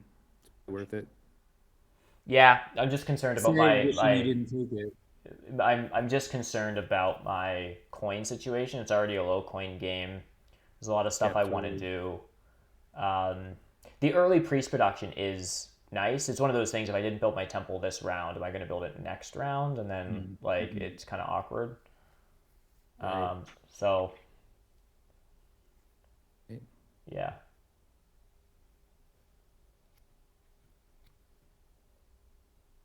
It would be fine if there was like a juicy 6 coin tile that I could just pass on to or something. And the problem is there isn't. Because like I spent my round 1 power. I had enough for coins in round 1 and I took single spade. I have enough coins in round 2 and I had to secure a hex. But then I'm spending a coins action on 4 coins. So I've spent 8 power on 4 coins in single spade. You know what I mean? After opening stronghold, like that's not good, but is what it is.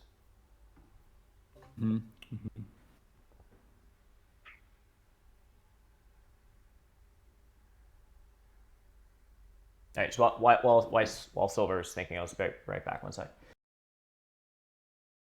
Yeah, so I don't know. I'm thinking if I should like get the priest and upgrade shipping this turn. So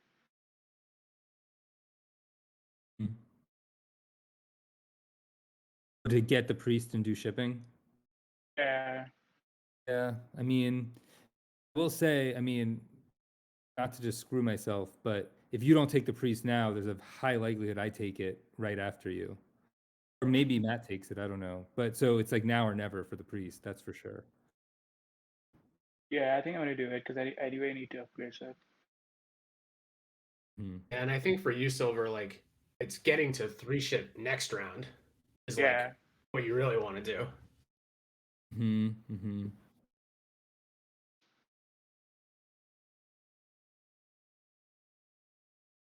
So now I've got a bit of flexibility here.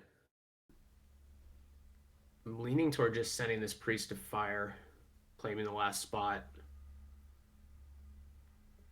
Seems pretty good. Yeah.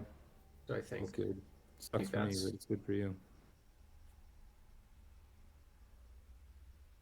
I mean, there's obviously like I could get Earth 1 sniped this way, which would be bad. But I guess if I just ended up with Water 1, it wouldn't be the end of the world. So I think this I mean, what I'm thinking about in terms of my strategizing too is now I don't know if Silver is going to try and get Earth 1 this round or not, because Priest looks like it's for shipping. If he goes a second temple. Right, that's what I was looking at. Really and Webber obviously did the 1 upgrade, so. Yeah. And George, yes, you're absolutely right. I think that was like a rookie play, and like I could guess that it might have made sense, but I honestly didn't know if that's what shapeshifters were supposed to do here. Like that would have been my guess that they took G4 and E8, but I wasn't 100% on it. But yes, it's gonna take more coins.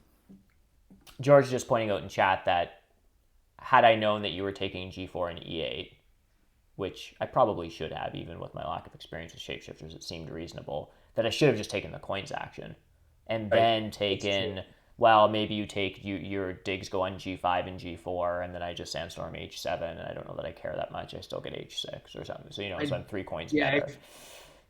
I definitely would have taken G5 over G4, only to like handily make your life a little worse or give myself the outside shot at H7. But ultimately, for me, from Right. my perspective, it didn't make a huge difference. And I think neither from yours is kind of the other part. Yeah.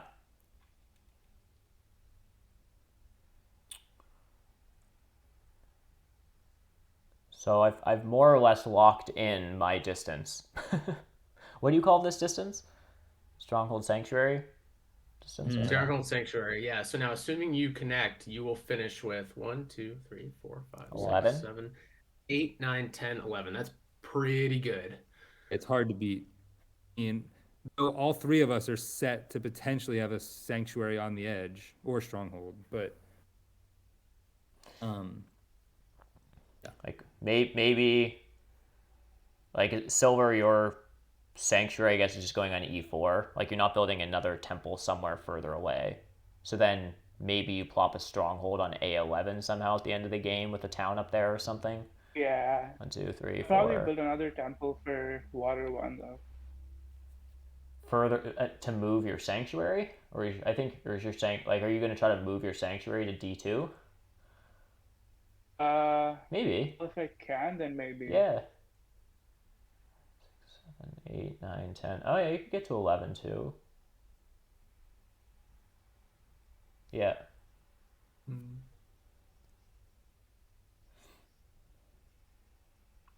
Have I seen the new Clifford movie yet? No. Am I supposed to? What's the new Clifford movie? Clifford the Big Red Dog? I guess so. so I'm going to. So I'm gonna bridge right now. I can't decide if I'm gonna take that red. What is it? D 1, 2, 3, 6 or C2. Can I ask why you would consider bridging to D6? I know like why you want D6 as a hex, but bridging Just to there get it feels... now.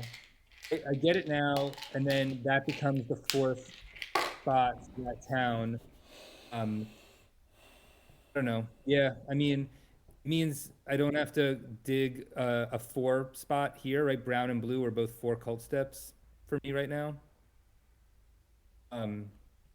So I would have to dig this gray, but then I only have 1 neighboring spot, right? Oh, yeah. It seems like it's a shitty place to build a town. So that red really helps me in my ability to get a first town out.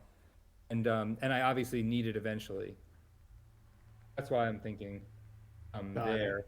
That's And interesting. obviously the gray one is less contested, so I can save it for another day. So yeah, I do Right. think I'm gonna do this.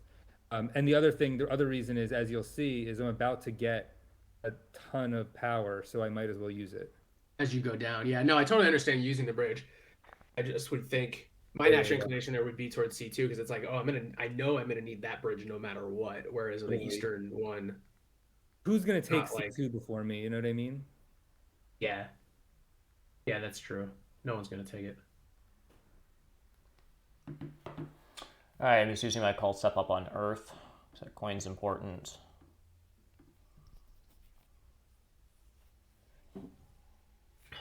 Well, after all my concerns about Earth One, no one really contested You gonna it. get So it or no? here we go. I do need it. I have given up quite a number of points to this shapeshifter leech power, which is very nice. Like I now have 15. An error message. Did you guys? I got Yeah. a weird error message. Yeah. I just There we go. refreshed. And it's gone. Refresh fixed it. Yeah, that's. Oh, there we go. This is JavaScript. I just tried to play the acolytes relying solely on my water 2, and I just didn't score any points. So I definitely know that I need Earth 1. Yeah. I'm not gonna bother getting 1 more spot over for my potential sanctuary because it's not worth it. I'll get something out of that track, but I don't need to get everything.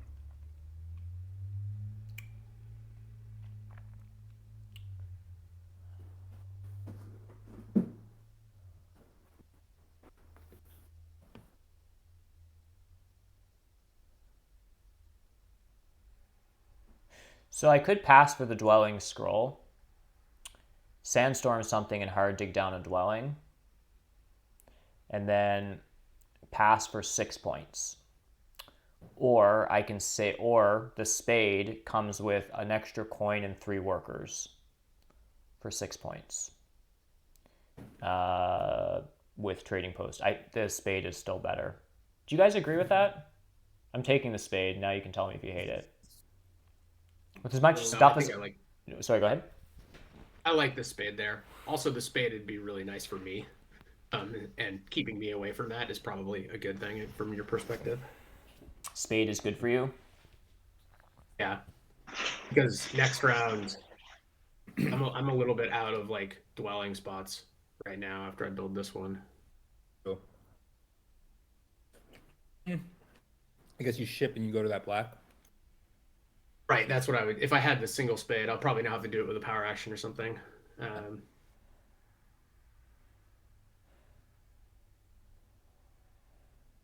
it's either that or I'm like starting to contemplate whether or not I can just do an early stronghold and start shifting around. I'm also just like, God, I've eaten so many points. Like, I think 3 for 2 is still worth it right now, but like, I think I'm actually starting to get to the point where like I might not want bigger leeches. Really? Why is that? Look how few points I have, and like, I have my economy is like roaring right now. Exactly. The thing is, at some point, there's just not going to be enough useful power actions, and it's just conversions to coins. So, Yeah. you know, you want a coin and a half for 2 power or 2 victory points.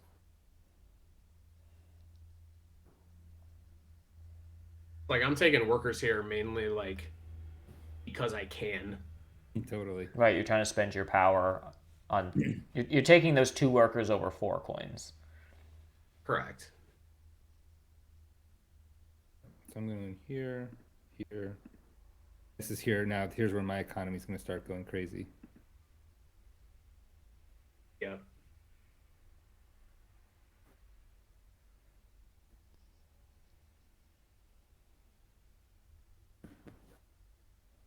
Now I do think I pass.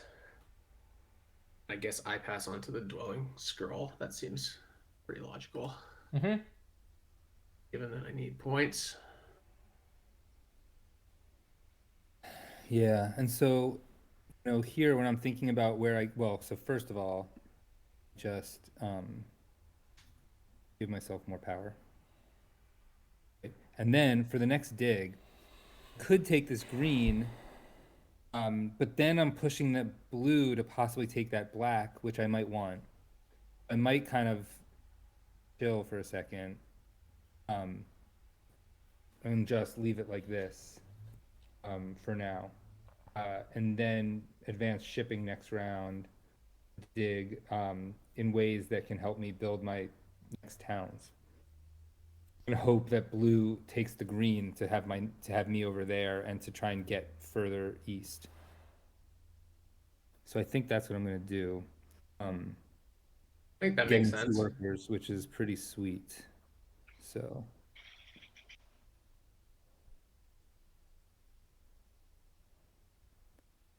I might even consider building my sanctuary this round since I'll get 4 points for it, and I know I want it. Yeah. And it gives me water 1, so I'm gonna like lock up the fact like my scoring possibilities. Then, just sort of have to manage the cult tracks for digs for the rest of the game. Silver's about to have a badass round. Damn, look at all those. I didn't even notice. Early pass, and he's on the ship tile too. Yeah. This is good for me because I know that he doesn't have to dig, so I don't have to worry now about him grabbing that black from me because that's a nice town for me to get the gray, black, red, I guess. Yeah. So what I'm trying to figure out here is like, Like my connection path has to be through the south, pretty much, Yep. which is very tricky. Basically, the question is, I'm also interested in this central possible town. I'm leaning towards sandstorming E5 right now because I think that's slightly more under threat by mermaids taking it than shapeshifters double digging G2. Right.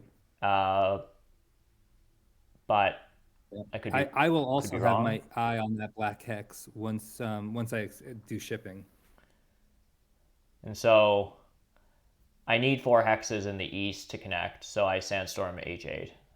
And then I would have 4 hexes in the center and 4 hexes in the west if I want a 3-town here, which the towns might just be an error. But that's 12. If I want to connect through the south, it's 3. So that's 15 structures. But the question for me is like, how can I even sandstorm my way through this? Like, I guess I get to I7. I'm assuming Matt upgrades ship and probably just takes A5 before I take I8 next round. So that's sort of the race for me. Can I get to I8 before shapeshifters? Like, if I sandstorm I5 this round and I dig G2, I don't upgrade ship this round, but maybe I do next round and I dig or sandstorm. Like, I could be at I8 next round. Is that soon enough? If I want I8 this round, I will definitely beat you there because all I got to do is upgrade shipping once, single dig, and I'm there. Right. So then it's like, I end up sandstorming H4 and G3 and I get G3 before mermaids do? Like, my connection is like questionable. Yeah, that's what you have to start prioritizing now. Otherwise, all Basically. that work to have an east town will be for naught. Yeah. And it really frees. So for instance, if I see you not connecting, and I can make that center thing my sanctuary without having to worry, right? Whereas if you're connecting, then I'm making my sanctuary on the east and maybe trying to waste resources or a 3rd town possibility to get further west than you. Yeah, absolutely. I've got a couple options here. So one of the things about shapeshifters is I feel like you constantly have like Totally. too many paths. So one thing I was looking at was, do I have enough coins to upgrade, actually build my stronghold this round, which would give me a town, and then use that plus what I have left over to build a couple dwellings on a different color. And I have a couple options there. Could be like red or green with shipping, are both interesting. So that's like one option. Other option is I just take the double dig and take G2, which is really nice because not having to do that center town as a sanctuary fire 2 town is, I think, very valuable. Definitely. Agreed. Though you could eventually do the other option and then just bridge to the green if you like. True. Shift your True. green. The problem with the first option is it's a little coin tight, the stronghold. Yeah. I'd probably have to take a coin town,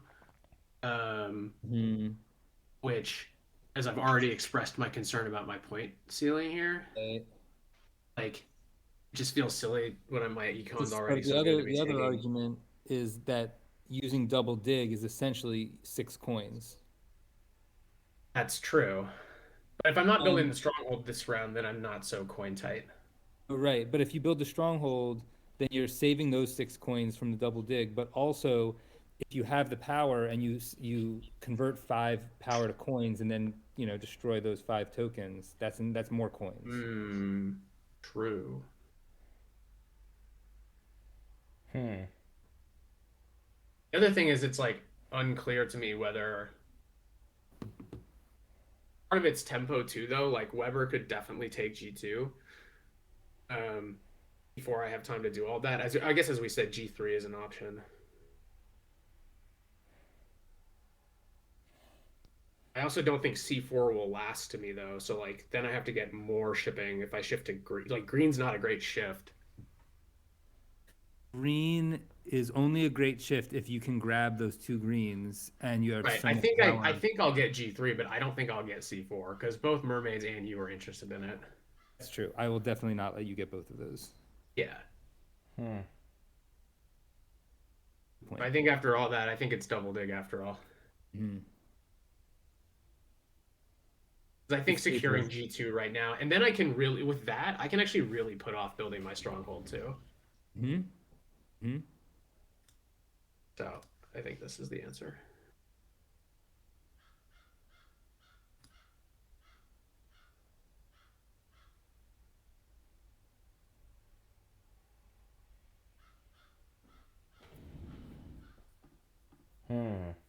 So I guess between the two of those, in retrospect, I should have just spaded G2 first because it was actually. I don't know why I didn't think. Why I actually thought E5 was under more threat than G2. I saw that you had spades for G2, but I don't know why I didn't just assume you would take it. Because once you talked through it, it makes a lot of sense. So I'm going to just trying to look at what I'm got going on here. I need some flexibility, so I'm just gonna advance ship to start. I actually don't know what I want to do yet, but I have some options.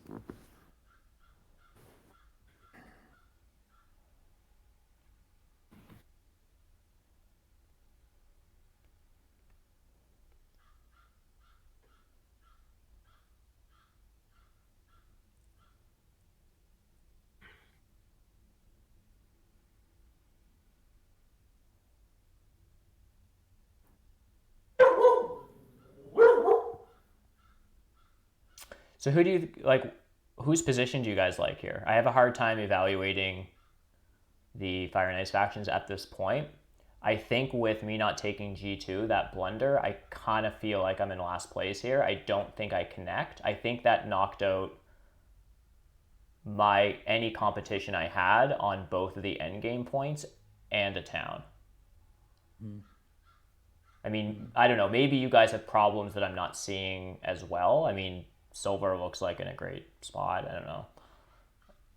Yeah, I like. Oh, go ahead. Sorry. No, go ahead. I'm just gonna say, you could potentially bridge to that lower gray and we'll dig it at some point if you want that middle town. Bridge to the oh, I bridged to G1. Yeah, G1. Yeah, it's just I guess I could. The problem is it's also like connection is very up in the air because like as it was, tempo was. I was trying to play a tempo game against like shapeshifters and mermaids to some combination of like H4 G3 or I8 I9, and it was like maybe I can do it if I work really hard. But now I'm 3 ship away, so now I'm 2 priests and 8 coins further away from I7. Yeah. Right, and so like of the 3 things that G2 did, it's like connection, Fire and Ice endgame scoring, and a possible town. It's like the town is the least of my worries. I think it's the other 2. It's up. I'm now having a harder time competing on up to 36 points. Right. So I'm gonna wait on building because I actually just still don't know what I want to do. But I know that I just wanted to. I know eventually I want that spot. I want the gray. That way I know that I'm not going to lose that to the mermaids, and I'm just getting my power up to max so I can get some coins.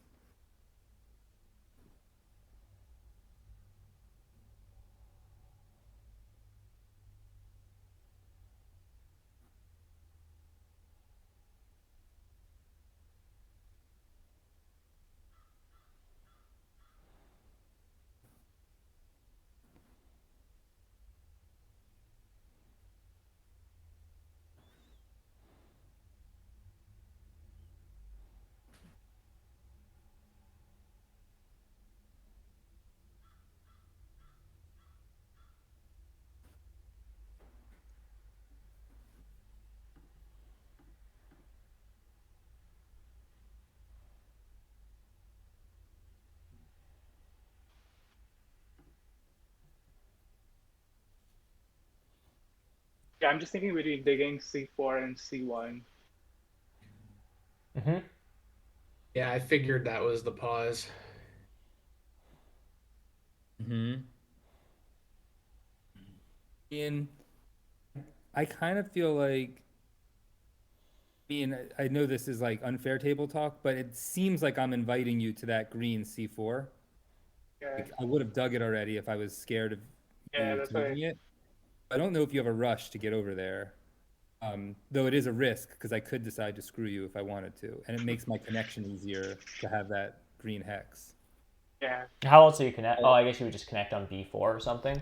You need, yeah, he needs one more of those. One of the hexes along that long stretch. Anyone Right. will And I do. mean, actually, to be honest, what I'm actually thinking is I could do B5, and then go up to the top and get my third town, just squeeze it out in the middle right there. Oh yeah, that's kind of nice. That's actually what I'm thinking, is that there's my 3 towns, and then if I have a good enough income and economy and it is worth it, I'll just jump over for a solo stronghold at the very edge if I can. Yep, that makes sense.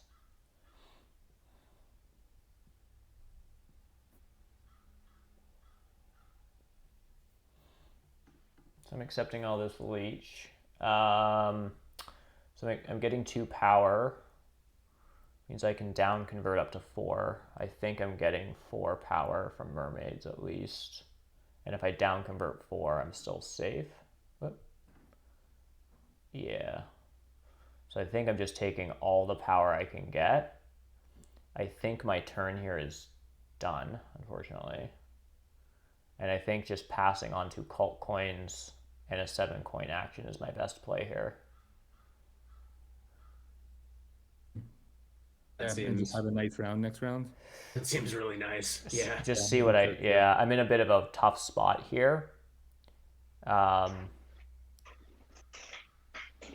mean, I think you'll do great next round. I get a 4 for 3. Anyone else giving me power? Probably not. Don't think Matt's building any TPs. Doesn't seem to have enough resources for a stronghold. Yeah, I don't want to. I'm not going to down convert anymore. Okay, this is fine.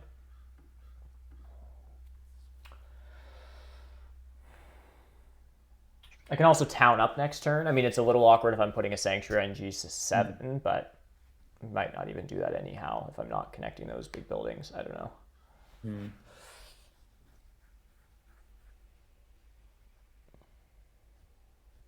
That was a hard dig. That was a hard dig. Yeah. Sorry. No, it's okay. I'm just looking. And that's because you're trying to build up power instead of just doing the single dig action. Yeah, I mean, coins are So my you have, limiting like, factor more yeah, I than see workers that. at this point. I So see that. I'm just Yeah, and thinking so more about.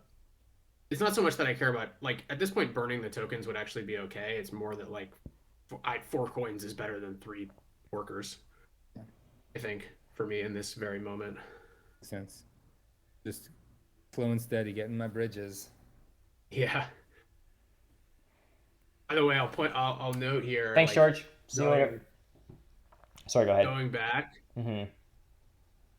all good. I'll note going back, like, I'm really happy I took Fire 1. Yeah, because And you're not already Earth point 2. starved, huh?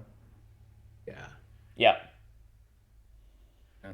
Yeah, 17 coins in round 1 can be deceiving.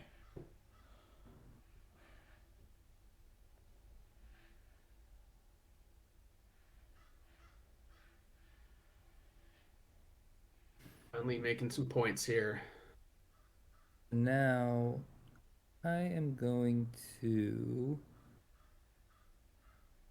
looking at what's going on here. I am gonna, I think.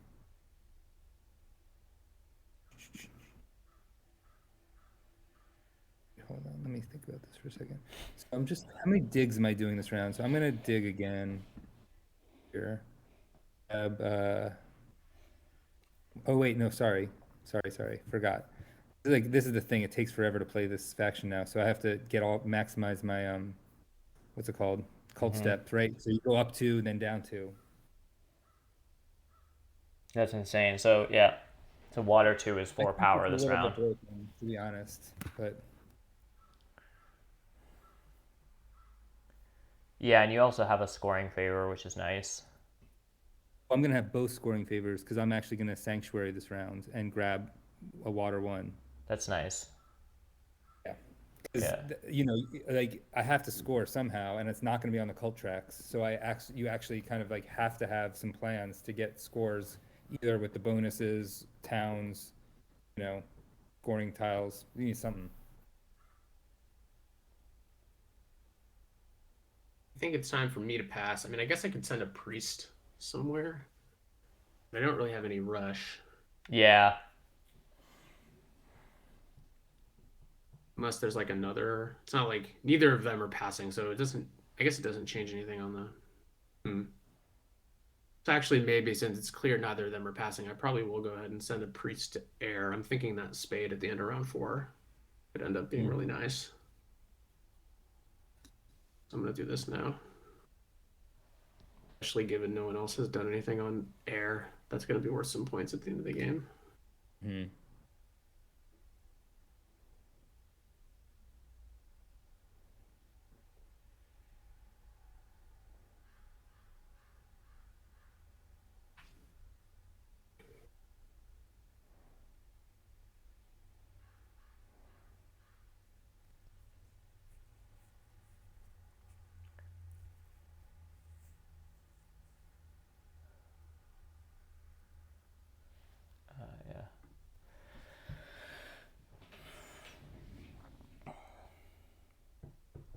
Now I'm going to start being coin starved. I'm seeing, but I guess we'll just see what happens. Hey Max, welcome to the stream. Thanks for popping by. I am desperately trying to figure out how to pivot here, and it's not like there's not even, I don't think, any point for me to 3 ship and try to make a break for anything. I mean, I could try to get somewhere north and see if I could do something interesting and possibly have some control in the game and be slightly disruptive or something, but there's just no way south that I connect. I don't see why mermaids would give me G3, and I have to invest 3 shipping, a sandstorm, and H4, and then wait you know what I mean? Like, it's just not. Yeah. So I think I think at this point you are best not trying. yeah. Like, and then one thing I think that becomes an interesting thing that you might think about is, do you pivot and make your sanctuary town in the middle there so you don't have to deal with a bridge? Because if you're not connecting over to the east, and putting your sanctuary over there doesn't actually matter. Yeah, exactly. It's a very tricky situation because I'm not doing anything on the cults. I'm not going to get any network points, and I'm not getting any fire and ice endgame scoring.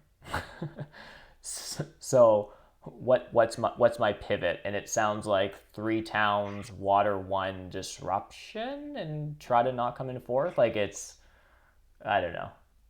Maybe you guys all have more problems than I think you Well, do. you definitely need some scoring favors ASAP, right? So I would definitely go water 1 if you can. Yeah, it's like, and then moving my temple to the center. So it's like a coins action and then rush water 1 if it's still there, basically, is next, and then see what else happens after that.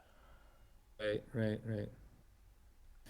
Even with a sanctuary and stronghold near each other, you never know. Like somebody might just not build both, or somebody might build them right next to each other, and you didn't anticipate it.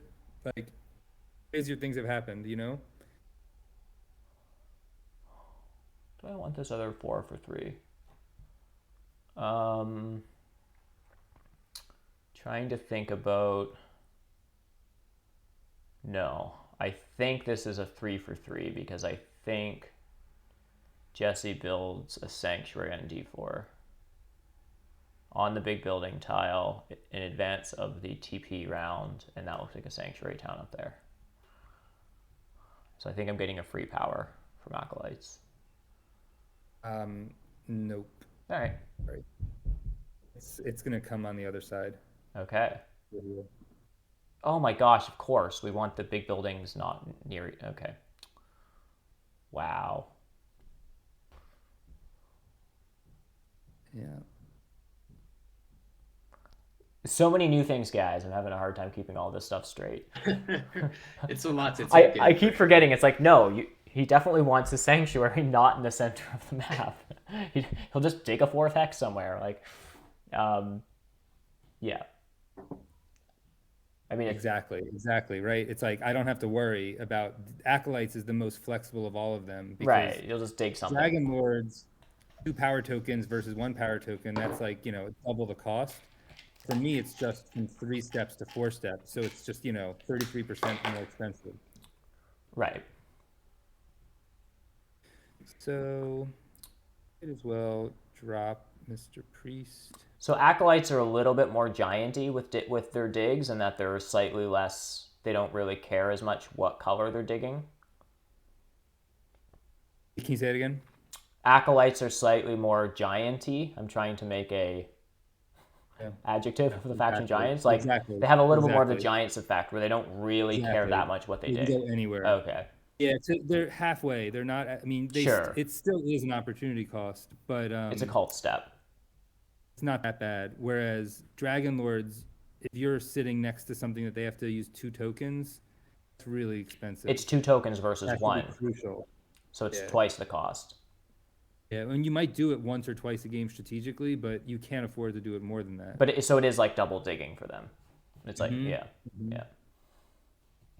Their power tokens are really constrained. I mean, I guess it's different with the landscape tile potentially, but not that much different.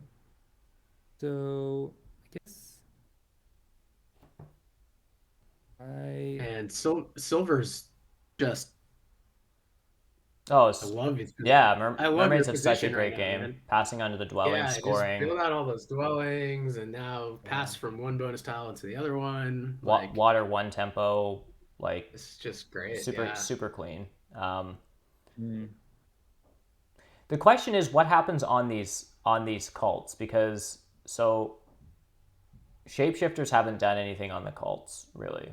Acolytes are being acolytes. Maybe I'll win one cult track if everything goes my way. Like I've seen this in other Fire and Ice games where the cults have all these priest spots jammed in them, but they're still open.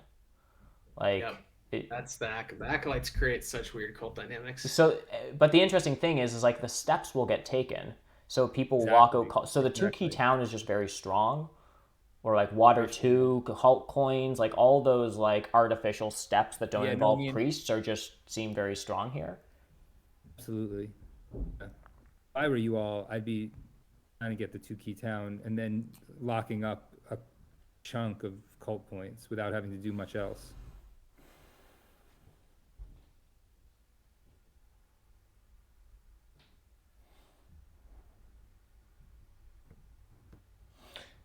So, giving the shapeshifters that ability is like it's not the end of the world, right? Because unless shapeshifters does something with that power, other than just down converting it for a coin, all I've really allowed you to do by accepting your free power is trade a VP for a coin, which is just like alchemists. Correct. So it's not that bad to just accept shapeshifters' power for a lot of the game, like. Oh, yeah, especially at this point, like I've got enough power. Like if you want to deny the shapeshifter power, it kind of needs to be like a collective effort relatively early in the game, because the big issue with shapeshifters is if you get caught in a situation where you need to shift, call it twice, and you can't because you don't have enough power tokens. That's when it gets really dicey. But at this point, now that I've got 15 of them in Bowl 2, it's not really an issue anymore. So I'm going to actually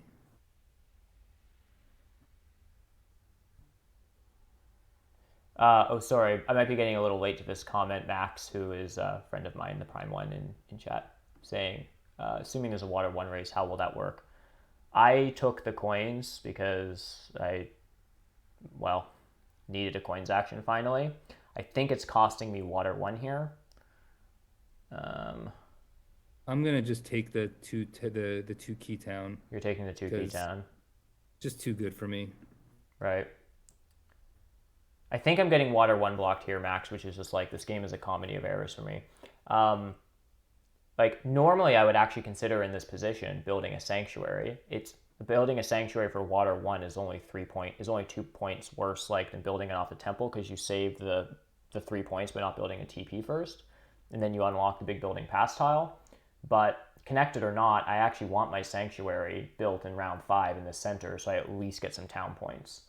So I am actually building a TP first, and then it's between me and shapeshifters, who, well, we'll see, probably just responds now with a temple for water 1, unless you don't want it. I don't know. Yeah, I'm certainly gonna do it Because now. you have lots of resources, and your issue is sort of point Yeah. ceiling. Like you Right, look I kind need- of like I need engineers points. here. You're full of power, and you just need like scoring favors and stuff. And I took Earth 1 or Water 1 last round, so I could just avoid all this stress and anxiety. Right.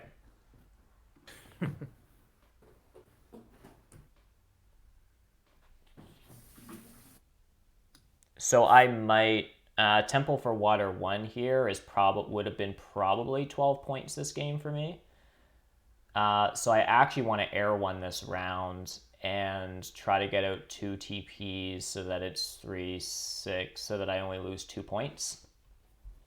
That's the beauty about if the water 1 rush is in round 4, like, I don't know, maybe it would be worth more. It's worth a lot on a sanctuary, but it probably is only a 2 points difference for me. I say that continually giving up points that I can't afford. But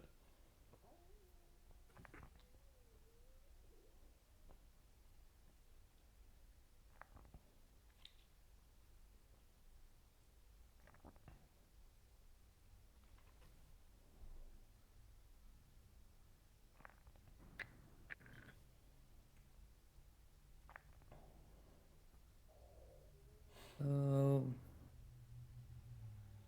I am.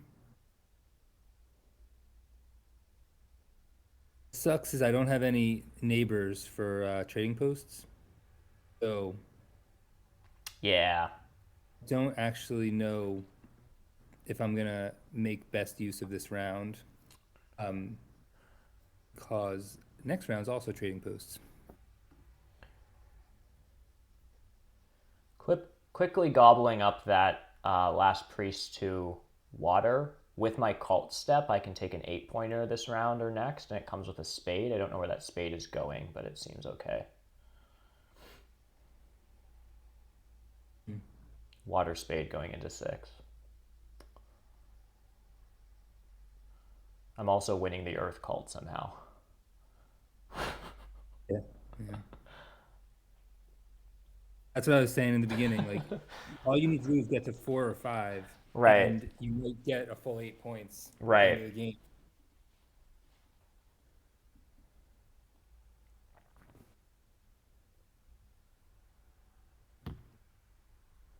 So Acolyte, so Acolytes took the 2-key town, which is basically, I don't know how to evaluate that. I mean, it's 4 steps, so it's 2 to 2.5 spades, and power going up and potential power going down again. That's a hard. Oh, it's power going up, and then it's the spades which allow you to power coming down. 2-key town is really good for Acolyte. So that's a lot of stuff. Absolutely. It's just more econ.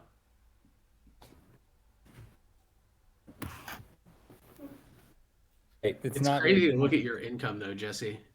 It's like 3 and 0. Yeah, you how is don't. it so low? You know, I'm gonna throw down dwellings this round, and then wait for trading stations or trading posts till I can figure out if I'll ever get a neighbor. Are Acolytes not as broken as they sound? Because I keep like gushing over your game and talking about how you have all this power going up and down, but I don't really know what you've done with it all. They're not broken. I wouldn't even necessarily say they're like among the stronger factions. I think they're kind of average. Okay. Fun, but they're not like Right. It's like, you pay a price, and so it's like all the fun you get with con and flexibility, you lose in cult points, like, almost categorically. So it's like you're giving everybody else cult points and just knowing from the outset that you're not going to score any. So And weird. maybe you'll get like 12 points, 14 points max. Anytime someone describes a Fire and Ice faction, I see them for the first time, I think their abilities are like overpowered and silly. And then people play them, and I'm like, why didn't that end up more? Like the first time I was like playing against Yetis, I was like, how do Yetis ever not win? This just seems stupid. Like I saw someone take like 21 coins in one round, and I'm like, this is. And then it's just like, I don't know, they scored 120 points. I'm like, what did you do with all those coins? And they just went places. Not having any natural color hexes on the map Right. is a huge Oh, of disadvantage. course, because you're just negative a million spades. So yeah, you get all this Right out the power, gate. and all these power are Yep. spades, but you're just actually backfilling a structural deficit that you have. Correct. Okay. Okay. Well, that answers the question. That was a simpler explanation. What am I doing? I'm templing for Air 1. I'm building at least 2 trading posts this round. I'm sandstorming a dwelling. Might as well take the cult town. So I'm sandstorming H6. I think a cult town seems okay. So we'll do this. 2 TPs over in the west. Get myself a cult town. Use my cult step. Priest to earth. Something like that.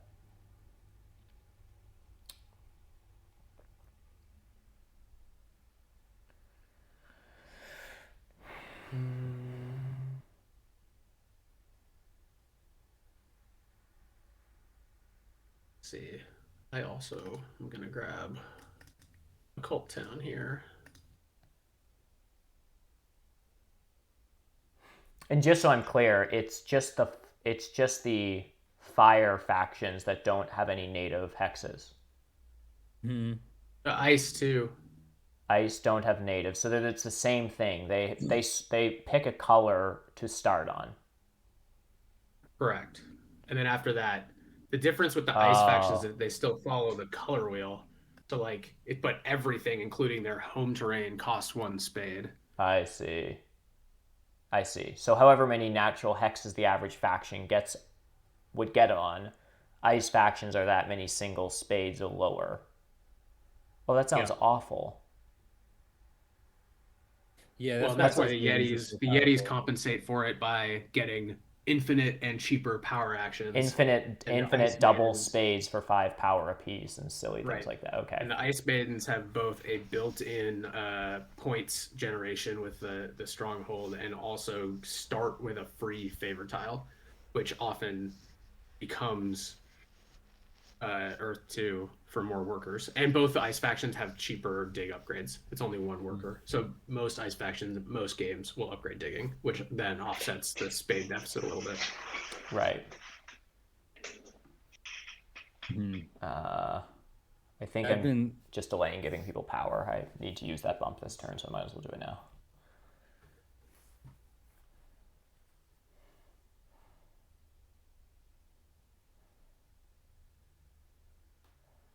This was definitely the round where everyone like realized that there's a lot of points to be had on the cults.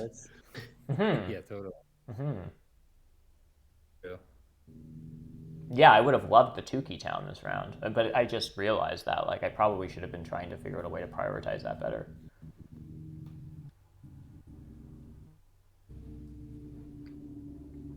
And acolytes actually help with that, because cults can seem sort of daunting if you've missed all the 3 spots and you aren't taking any favors that have like 2 steps on them or anything like that, and you're just like, ugh, I've kind of lost tempo on like getting stuff. But not only do acolytes like shoot down the cults, but they also jam up 3 spots. So they just like help cult factions, it seems. Well, this is why, in particular, I really think Ice Maidens are strong against Acolytes, because Ice Maidens are likely building, definitely building 3 favors plus their native one, so that they definitely have 4 favors. If you also are building your Sanctuary, you could have 5 or 6 favors, which is like enough in and of itself, plus all of that insane priest production to easily get all the tracks without even having to sweat it.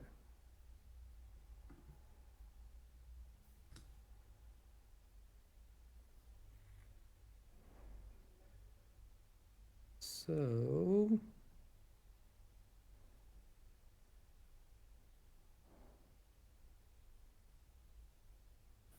got going on here?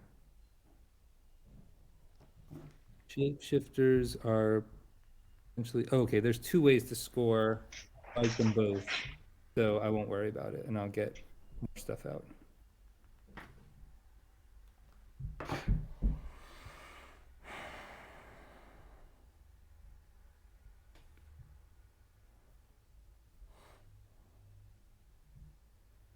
Oh, Silver, you just been quiet over there and just slid back onto that ship BP for another coins action and 1,000,000 points. Yeah. I just love nice. this Mermaids game. If you can, I know I'm getting to the point where I'm almost like wondering if I have to actually do something inefficient to mess with him, but there's not much I can do. take, I don't know, like, Silver, are you gonna try to build a 3rd temple for another town? Oh, you have a landscape. You can just A8 in the landscape. Oh, your game is so clean. Oh my gosh, it's gross. I guess what you don't I can do the green or the brown, black. You probably want that green though, don't you? Because there's a world where you stronghold A11. Yeah, maybe. Like expensive TP stronghold in the last round or something, and so your town is C4 in a landscape.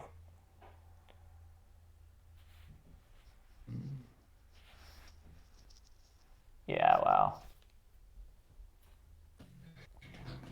So now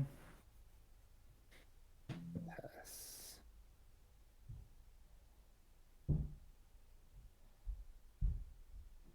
Kind of wanted to put one more going down, but I don't want to drop down on the air track just yet. I'll wait till after this round, and ideally, oh, I guess I could dig on the brown track. Maybe I will do that. Sorry, guys, I might undo. Ugh, I would really love that big building tile and not just another spade here, but I just have to play my round. Yeah, I mean, that's the other thing is there a chance that you pass ahead of me to get the big building tile? I think I have to air 1 this round. I kind of do too, but you never know. But anyway, I think I am going to take that risk. Yeah. It's tricky though, because if you did pass before me, it would really screw with me. What do I get 4 coins in a cult step? I guess that's pretty good. So yeah, I'll take it because the income wouldn't hurt. So either way, I'll be okay. So where do I go here? I'm actually feeling like unless somebody helps me out with a neighbor, I'm gonna have to do some 4 digs somewhere.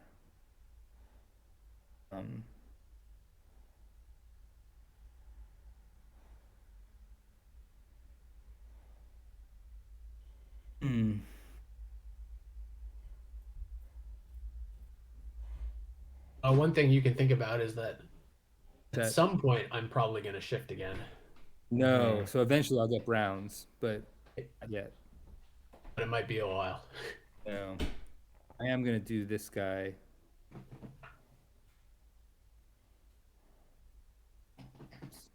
Oh, wait, shoot! I have to. Sorry, you have to do conversions before you try and. Well, I can just do not build, and then I'll. Oh wait, that doesn't work. Ugh, annoying. So your landscape gives you a power every time you. Say it again. He gets the power on the cult tracks when he passes it going down, which is like. So that only got 1 power, which is inefficient for me, but that's just what happens. Yeah, so I am just staying in this round, and I think a cult town is just a lot of points. This game for sure. Yeah. Like cult towns are always just generically good. You don't know really what else to take. But here it just seems very good.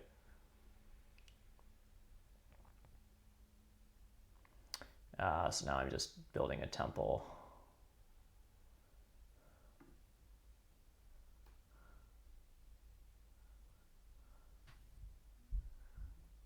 You have so many power tokens.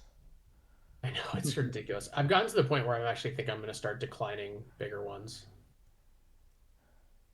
Because I'm really not worried about finishing like everything I want to do kind of with what I've got. Right. I'll probably still take 2-for-1s, but probably not more than that at this point. Right. You have a nice setup right now because you've got easy 3 towns. You've got 2 scoring favors. I mean, I definitely think you're probably in the best position of all of us. I think it's me or mermaids. Mermaids are really nice too because he's got True. a points lead and he's on the ship tile, which is so good for him, and hasn't formed any towns yet, whereas I have made one already. True. And I wish I could just dig that stupid green thing blue already. And C4. So now I've got a really interesting situation here. I have a spade that I don't really need. You have to mess with something. So I'm actually contemplating whether I should dig C4 to like gray. Oh wow. Just to like Let's try to slow down mess with mermaids a me. little bit. I think if I didn't do that, the other thing I would do is actually probably turn I6 to gray with the thought that a shift is probably gonna be gray eventually. Well, that True. seems pretty good. Can't you just 3-town this game and you just shift to Yeah, gray I for mean, 2 natural hexes? I'm not that worried about 3-towning either way because like Okay. shifting to gray, like I don't see any way I9 gets taken. Right. So I6 is the only reason I6 would actually be helpful is then moving closer to other grays further west to like build out my last dwellings. But it doesn't, because from G2 you're still just as close to G1. Oh right. So Yeah, if you're planning on shifting to gray anyhow, then you're literally just trading spades. You're giving up 3 workers to take 3 workers from Well, I mermaids. just probably wouldn't build on I6 either way. Do you need So I more think if I hexes do this this, game though? I think I turn. Sorry, go ahead. I was gonna say, like, do you need other, or is the plan to like shift and actually build on C4? It wouldn't be to build it immediately. I think I turn it to gray, and it either forces silver to double dig. Well, it forces him to double dig for that town no matter what, or build a sanctuary up there with his landscape, which is good. And if he happens to not take C4, then when I do eventually shift to gray, if it's still sitting there, I can grab it. I probably won't be shifting until round 6, though. Right. Just if for no other reason than I want the 5 points. I think it this is is the- smart. It sucks for me and for silver, but I think this is does the feel like answer. it's smart. Yeah.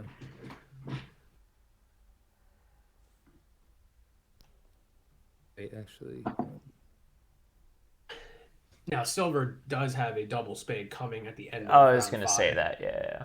So he might send it back, but I don't. That's fine. If just making him use an extra spade there is probably worth it for me, given I really don't need it myself.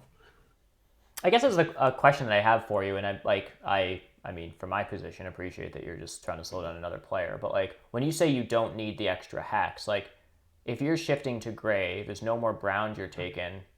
You have 3 more natural grays to build on this game.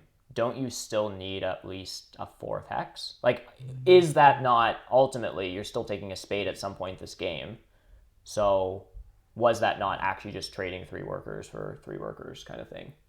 Well, so there's 2 things. One is I will probably upgrade my shipping one more time, and so I could potentially build H3 first, and then also I could shift again. I could shift twice in round 6. I see. Right.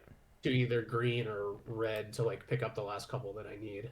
And the stronghold is what allows you to shift, right? Once you build that. Correct. It's 5 power. Or 5 power from any bowl. Oh. Right. So that's very cheap for you. Like, yeah, because I have so many tokens. You have 17 tokens, and if you had some in bowl 1, they're not actually worth anything. Right. So that's so much cheaper than spades. Oh, I see. Totally. You don't need There's spades. no reason for me to spend anything of value on spades for the rest of this game. Right. Once you spend your power, you just stop leeching, and you just shift out once or twice if you want to, using bowl 1 power, and just build on natural hexes. That's crazy.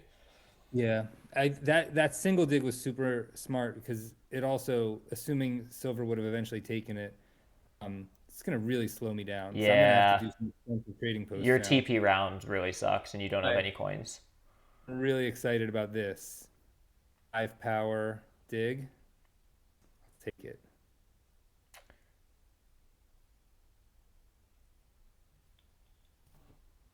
Oh, I see. 5 power dig. Yeah. I went down from the top spot 4 spots.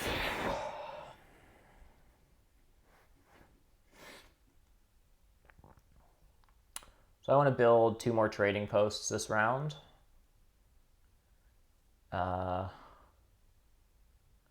One of them is, so which means I'm going to town this round.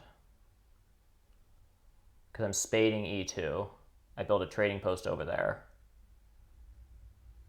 Sandstorm, D1 or F1, doesn't much matter really. They both open up a yellow. D1 might annoy silver, but probably doesn't care about an extra green. So that's going on, and then another TP in the center. What else am I doing? That's about it.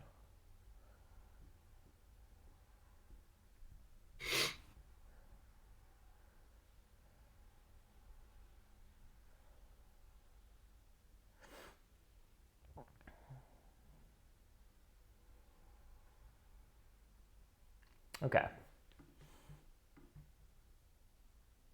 So let's do this first.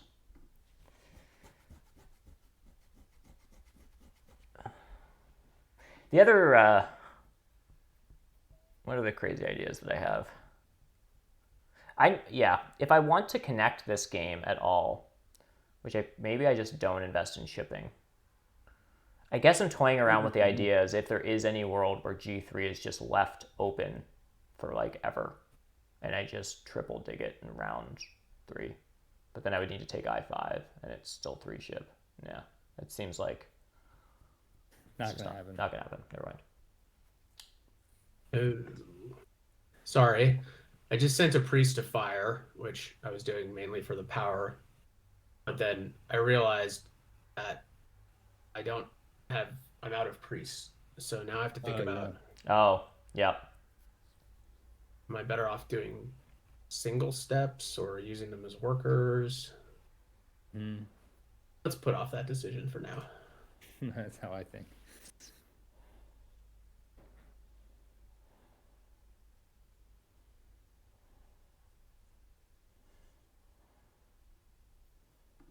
Am I taking it? I got to afford all my expensive trading posts.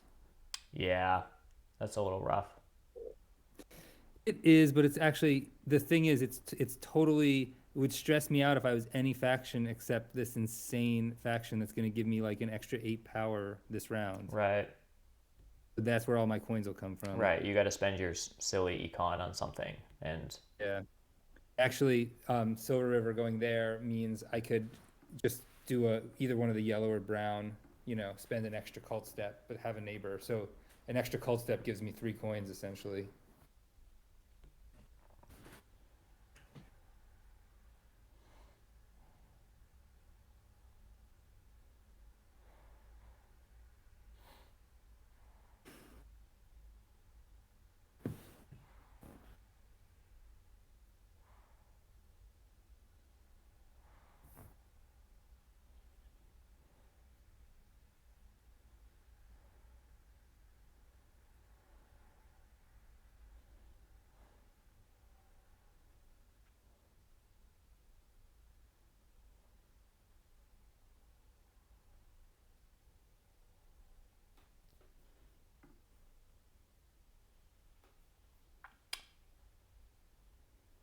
Silver, what are you thinking for this round?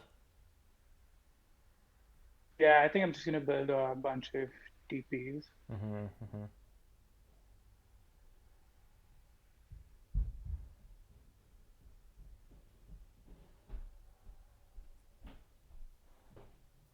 Yeah, this is good. So right now, the way it looks, if I build my my stronghold on this yellow that I'm about to build on, I should have the 18 points, unless silver tries to like do some sort of Hercules move and get up to that blue on the top, right? which worst case I could always try and screw with him and just, do inefficient digs to avoid if it looks like I'm at risk. Whoops. Okay, done. So If I want to build. after all our grand plans, A5 to E10 is going to be the 18 points we think this game. Yeah. Say again? Yeah. I guess at the beginning of the game, I sort of like thought it was going to be a much more intense race than that.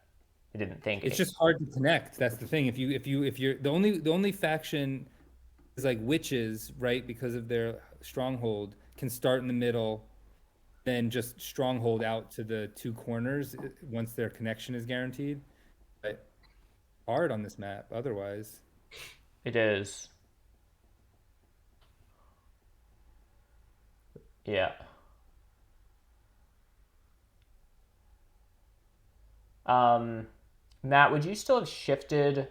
How would it have changed things if I would have opened on G4, did the same thing, built a stronghold, and then just sandstormed G5? The reason I didn't do that is because I was at the beginning of the game is because I was viewing you as a gray faction, and I thought, well, if acolytes start on D7, G6 as a double dig isn't terrible for gray.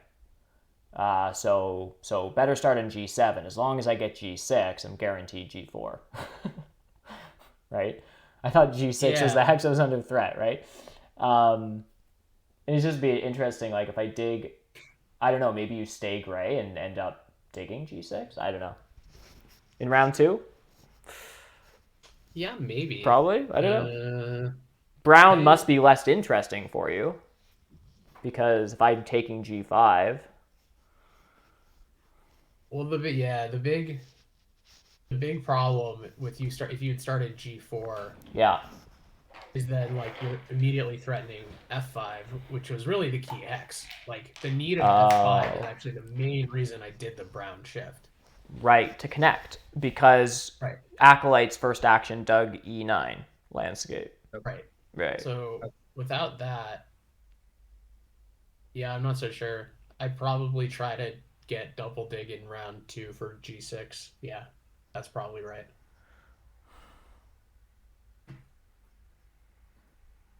Interesting.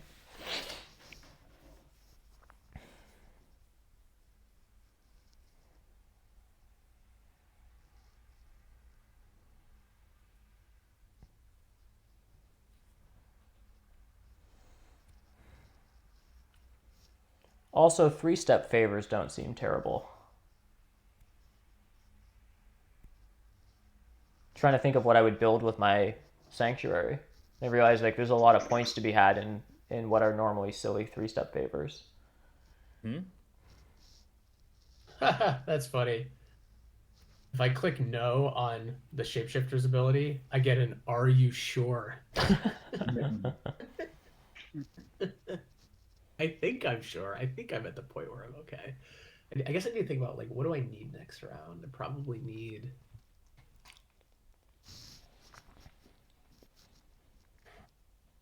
So you're actually considering not converting a VP into a Bull 3 power? I was considering it, but I think I'll take it.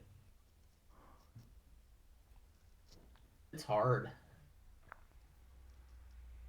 You just, as shapeshifters, like you give up so many points throughout the game in different ways. It's true. Because you give it up both when you build and when other people build. It's just like, at what point is the extra economy like, can you not turn it into points anymore?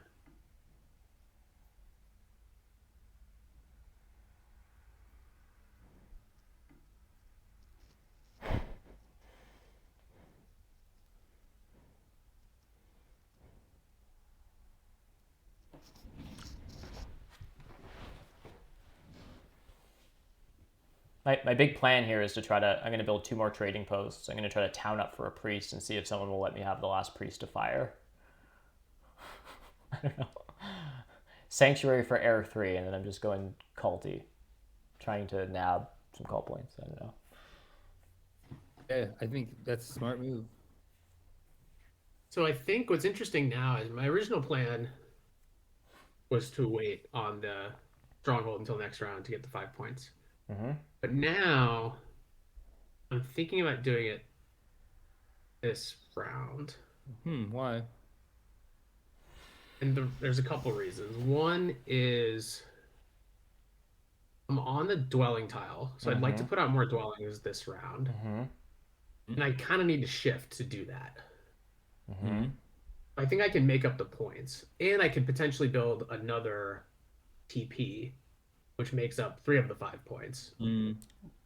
Where and it elongates my round quite a bit in a way that might get me on pass tile, which might actually be the most important factor of all of it. Where are your big buildings going, Matt? I don't know if you've mentioned that. I've since forgotten. I haven't. The stronghold's going on F7, Okay. and the sanctuary is going on either E7 or G2. They're the same distance. Okay. So I'm gonna get 3rd on distance, I think. I see. So you're okay. Well, it actually though depends on what Mermaids does. Yeah, I could theoretically get 2nd, but I've kind of Make it assumed 2nd. Mermaids are gonna at least beat that. Maybe I shouldn't assume that. Because I don't I am really gonna go know. ahead and do this. Silver, what are you planning for big buildings? Like, I assume Sanctuary is D2. And then, like, are you trying to stronghold on H4? Yeah, I think that would be the best, but I mean, I'm not sure. it ties shapeshifters. So that's tying for 2nd, as opposed to just getting... I guess you could C3 and still beat me. I still 1 or 2 points here.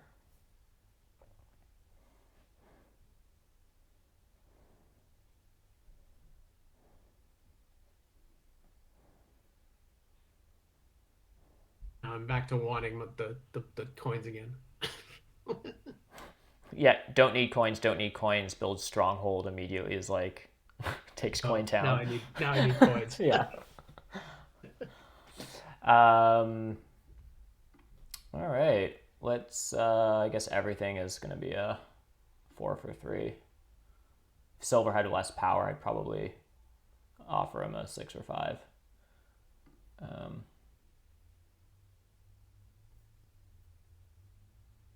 Let's take a priest down. It's a lot of points.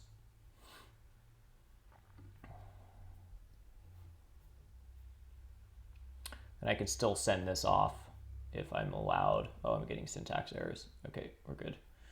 I can still send this off and not be overproducing.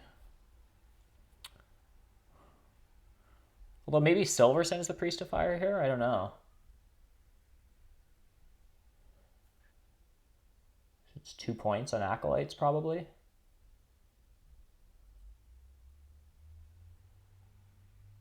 Oh, he might drop down and give it to him for free, though. Yeah, and Silver, you're on the ship VP. I assume you have 1 more TP. And can you afford 2 ship upgrades this turn? So maybe you want both priests? I don't know.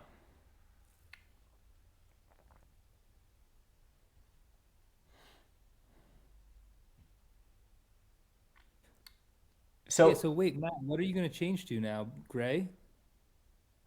Gotta be gray. Gray or green are both in the consideration set. It actually depends a little bit on what Silver does right here. Yeah, totally.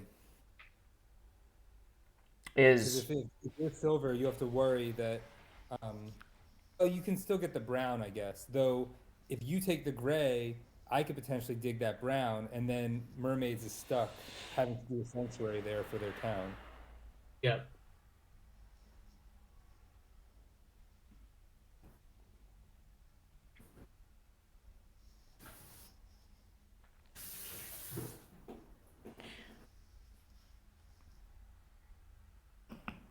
So who's winning this?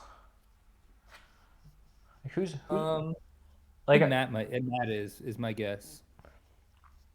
Right.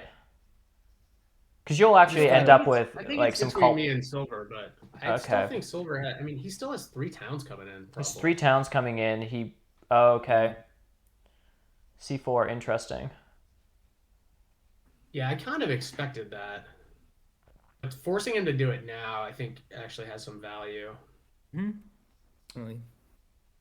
Yeah, it costs him a ship upgrade. Like he can still TP, but it's gonna cost like he can't like do some crazy pass for 15 here.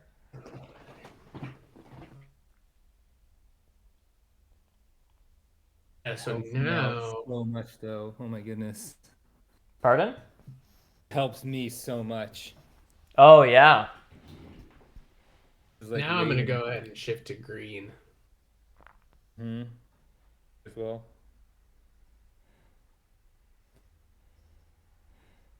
Yep. I buy 5 power tokens. Voila! Bizarre. funny to look at, right? It is. So I'm gonna go. The other thing that's really cool about that in this particular situation is those shifts like take a turn, which in some scenarios is interesting. really annoying because you could shift and then someone could immediately take the hex you want. But in this case, having more actions is really helpful. Yeah.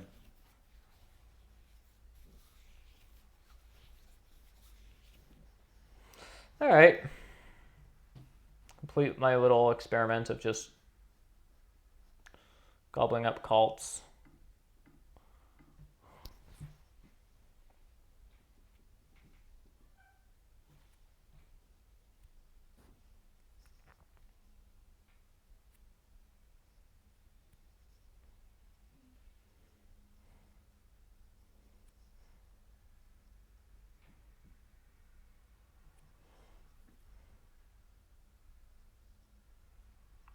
Who's winning network here outright? I can't tell because your guys' economies look really strange. Silver has a normal economy, like has stuff, has income. Jesse, the entire game, it's like you've had. It always feels like you have no resources and your like income is suspect, but like it's hard to read that, right? Like, yeah. And it looks like my income is suspect, but if you look at it, I've got quite a few buildings out. You do, and so what are you getting here? Are you getting tremendous amount of leech or power from the cult tracks? That's like all these coins that otherwise wouldn't have. Are you getting down to 16 structures? Like, are you building your stronghold and then all the TPs and everything else, or is it like you'll build a Nah, probably not. Okay. Maybe 15. 15. I guess. Yep. Right. But you'll priest to worker here and try to get out 2 TPs this round. Oh, I guess you. Yeah. Yeah. No, I don't think I'm gonna do that. Okay. I think that the cold steps are a little bit more valuable. Okay. I could be wrong, but just giving. Where if I was playing async, I would actually count, but my Yeah. brain is guessing. We're not counting stuff here.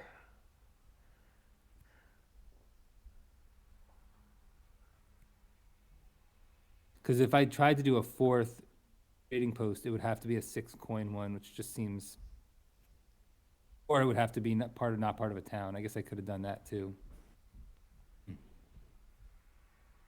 Well.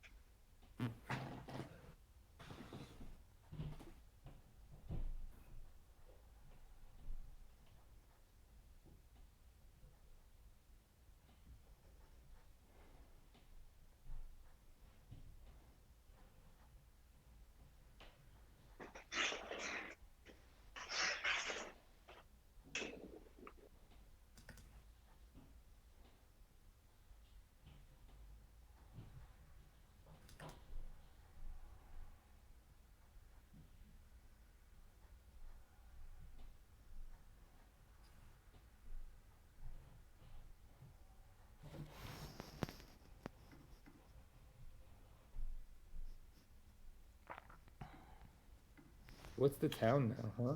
Just points? I'm trying to figure out what town to take. Yeah, I don't have like an obvious answer here. I feel like you could just take 11 points. Might be 11 the 11 points. pointer. Could be a priest. Priest valuable enough. You have priest is like a worker for you. You have so many priests. Yeah. I'm actually kind of thinking, is it worth it to go 3 single steps to win fire? And that's kind of interesting. I don't think it is. I think it's just. You know what? Actually, no. You know what? I need the priest because I want to build another TP, and I'm like a tiny bit of resources short.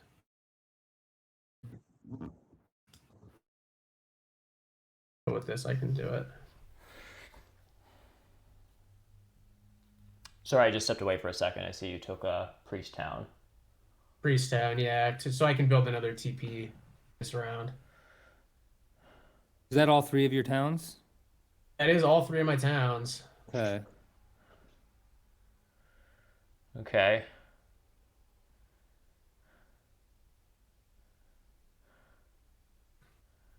Gosh.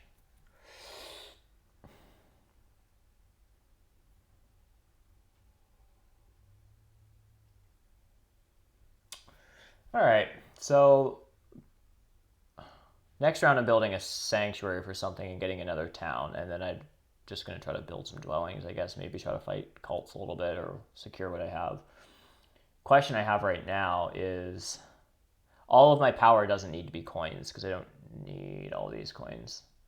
I'm actually trying to think of whether or not I can stall. So I obviously have power to take power actions here. I can take a priest. And so what are mermaids doing this round? All their TPs are gone. No dwellings to build. Could upgrade shipping if they spent a lot of their resources and burnt power tokens and workers and stuff, but that doesn't seem likely. I don't really want Silver's pass tile. Matt, you're staying in for a TP, and then you're done after that. But you'll have a priest left, 3, 4, 5. So if I bought a priest, Matt could build a trading post. I send my priest to a cult.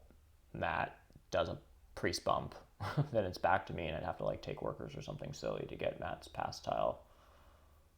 Ugh. I think I'll just try to stay in for someone's pass tile.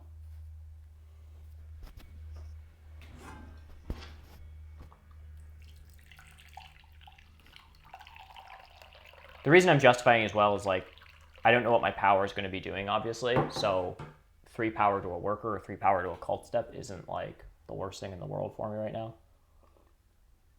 If that's all this amounts to. Mm-hmm.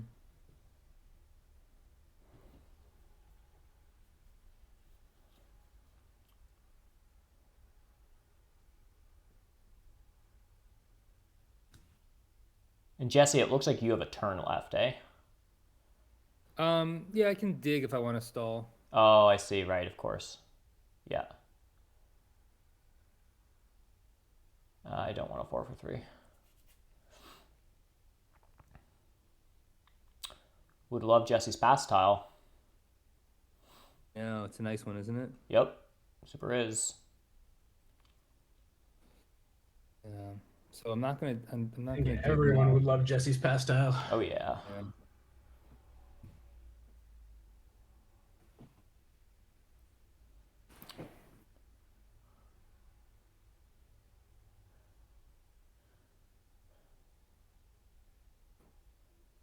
So I think I use my priest now.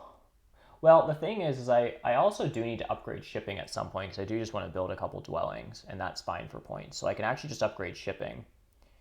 And then no one else can take workers from me. So if I need to, I will take workers. And then Jesse can just dig twice and stall. Well, you can dig a lot. If you really wanted dig a to. lot. I don't know if acolytes are just going to dig all of their call points away. I'm going to upgrade shipping and see what's going on here.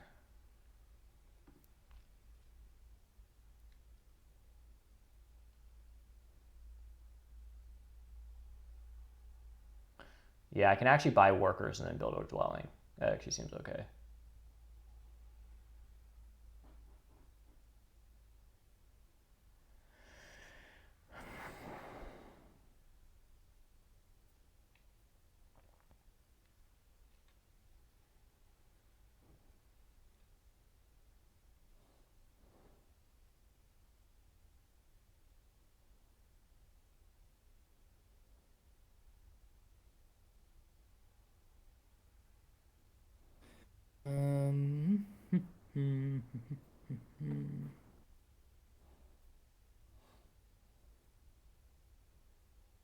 Interesting.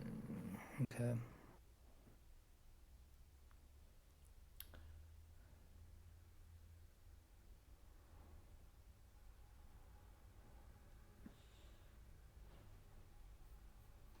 But actually,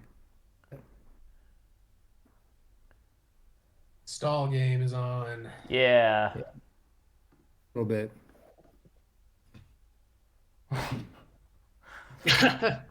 Ultimate stall right there.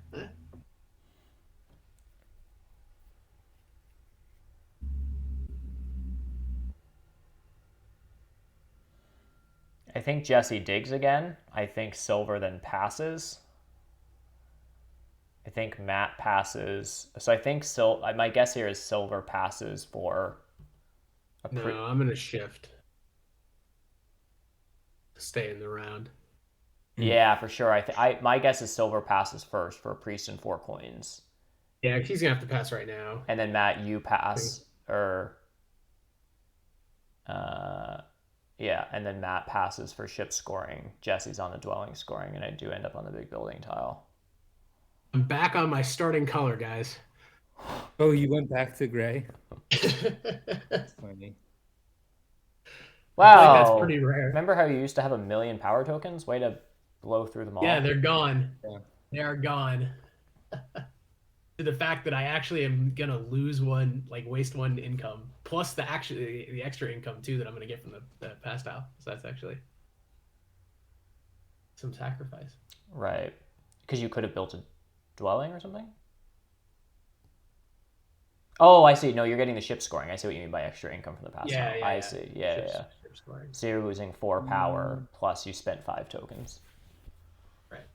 Yeah, I'm gonna go.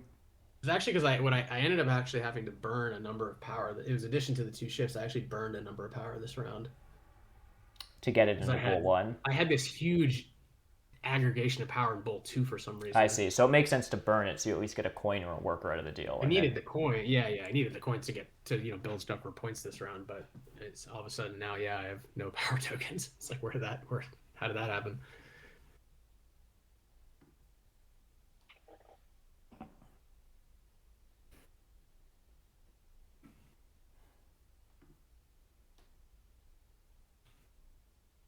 This is crazy though. Look at this. It's the end of round 5 and everyone has 13 structures. Is that right? Yeah. I had 8. I guess AJ only has 12, but still. Mm-hmm. Yeah.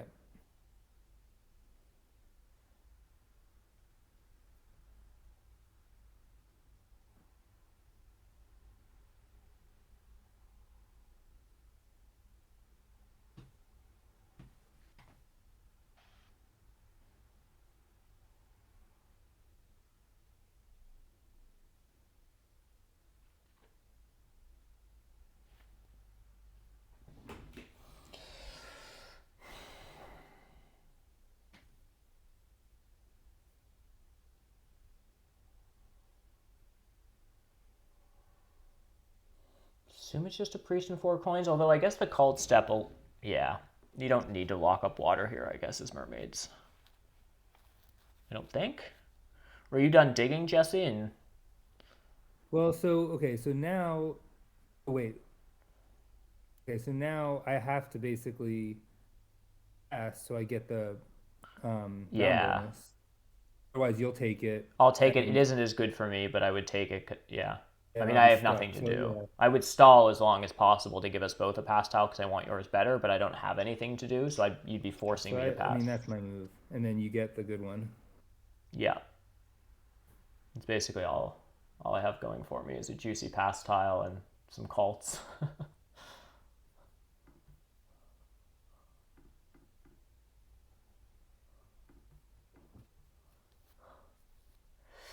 Oh yeah, we have spades.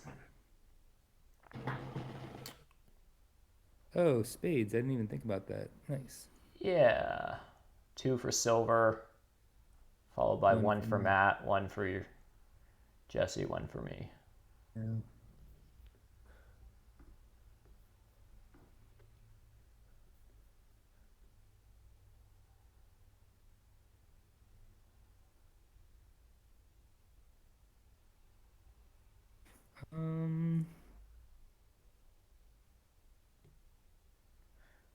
The BGA user interface says Jesse G can convert some spades to points, but they mean like spades to cult steps.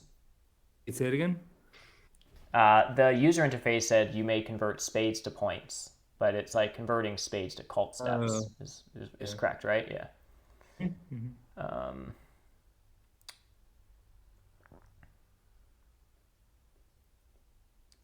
Guess I go. Guess I'm happy with H7.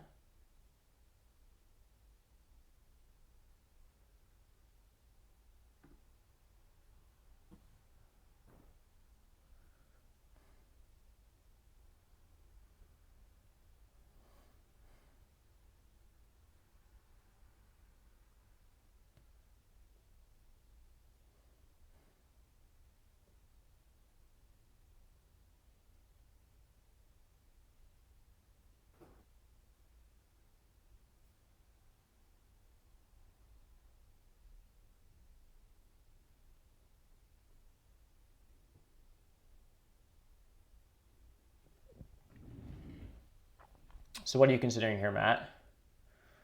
What do you have left to do? You're building a sanctuary and then you're just building a sanctuary and spamming dwellings. Yep. For Earth 1 points in network. Yep. I'm thinking a little bit about ordering of things and cults. The thing is, since I ended up on the shipping tile, I actually want to upgrade shipping now too. So yeah. I think let's just start. You're gonna try and take the fire track. So I was gonna I could ask. take the fire track. I could take Air 1, which is 4 points, gonna be 4 points too. I guess the fire track is better because it gives me power. Yeah. Because otherwise I would probably just sanctuary for... Well, I would just sanctuary for fire 2. Yeah. Yeah, so I guess I'll do this. You sanctuary for fire 3. Sanctuary for fire 3. I mean, there's always Jesse could come back over the top of me on air, and 1 step might dissuade that, but it's like once he builds a stronghold, his priests get him 2 steps, but he's only got a couple. Yeah. So I think this is worth it.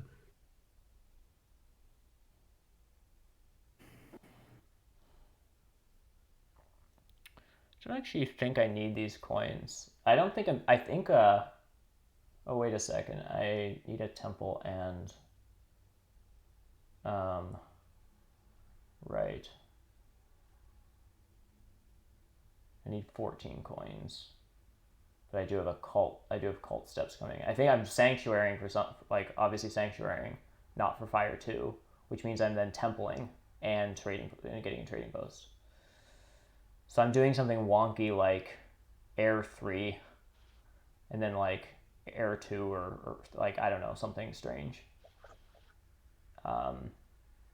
Which means I need 8 workers, which I have. I need 14 coins, which I have. And then I have some power left over, which will allow me to get down a dwelling using a priest. And then my other priest is a cult step. All right. It's a weird last round. I actually think I was looking at this more. I actually think I changed. I think I'm gonna take Air 1 after all, because Okay. one, it's one way that mermaids could score points, and he's my main concern. Two, the 4 points is the same. Right, because And that I'm step, not in the running here, so you don't care about right, the 8 and delta. that step could actually Yep, matter. it's for 4 points and a too. step. Totally. Yeah, I think this is the answer. Yep. And I think it's worth the power difference.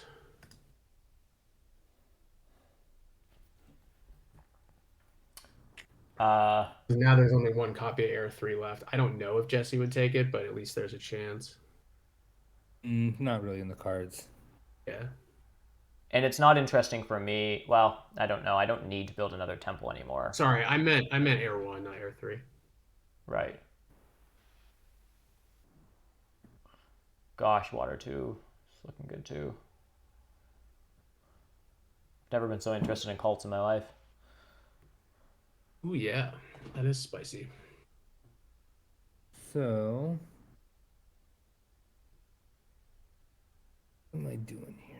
Let's see. I need 8.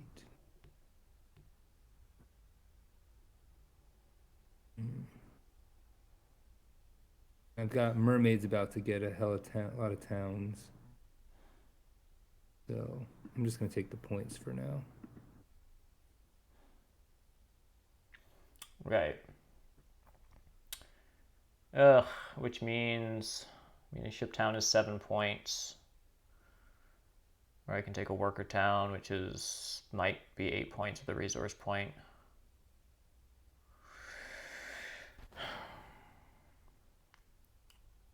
It's a little complicated for me because I don't actually have that many more spots to build dwellings. And I'm not fighting for network. So getting 2 more favors might kind of be the play here.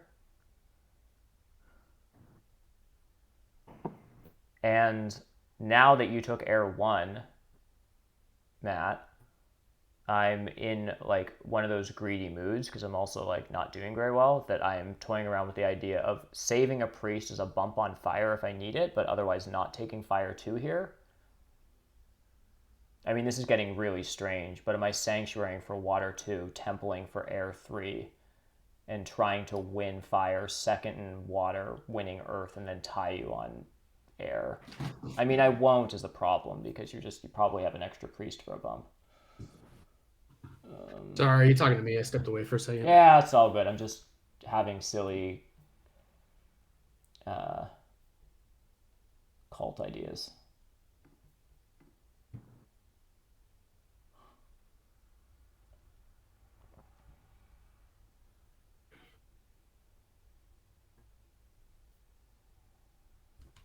Ooh, now, do I need this leech? Let's see, I've got 10 coins right now. Ideally, I'd want... The man who wasn't interested in a power and bowl 3 for a VP now thinking about a juicy 4 for 3 Well, I never actually overpriced coins. I know. I never actually declined it, but I think I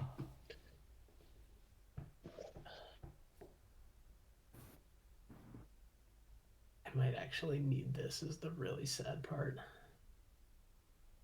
Oh, I guess it's a 3 for 2. It's not a 4 for 3. Yeah. It's a 3 for 2. Because it gives you 12 coins for 2 ship upgrades. 2 ship advances and 2 dwellings. Oh.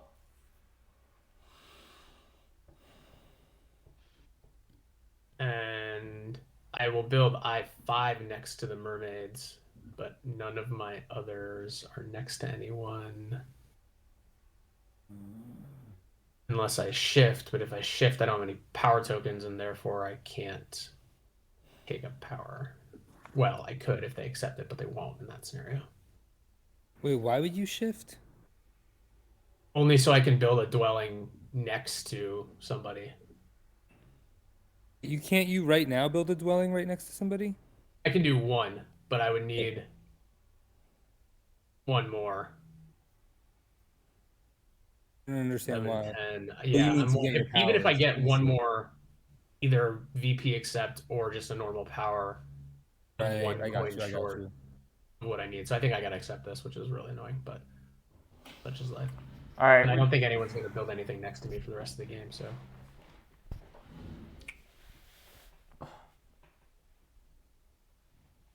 Such is life. Mm-hmm. I'm doing desperate, goofy, greedy things involving trying to win 3 cults without locking any of them up. Oh, actually, we shouldn't do that.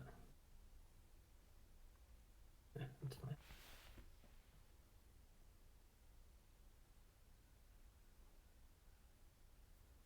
Now is actually a no.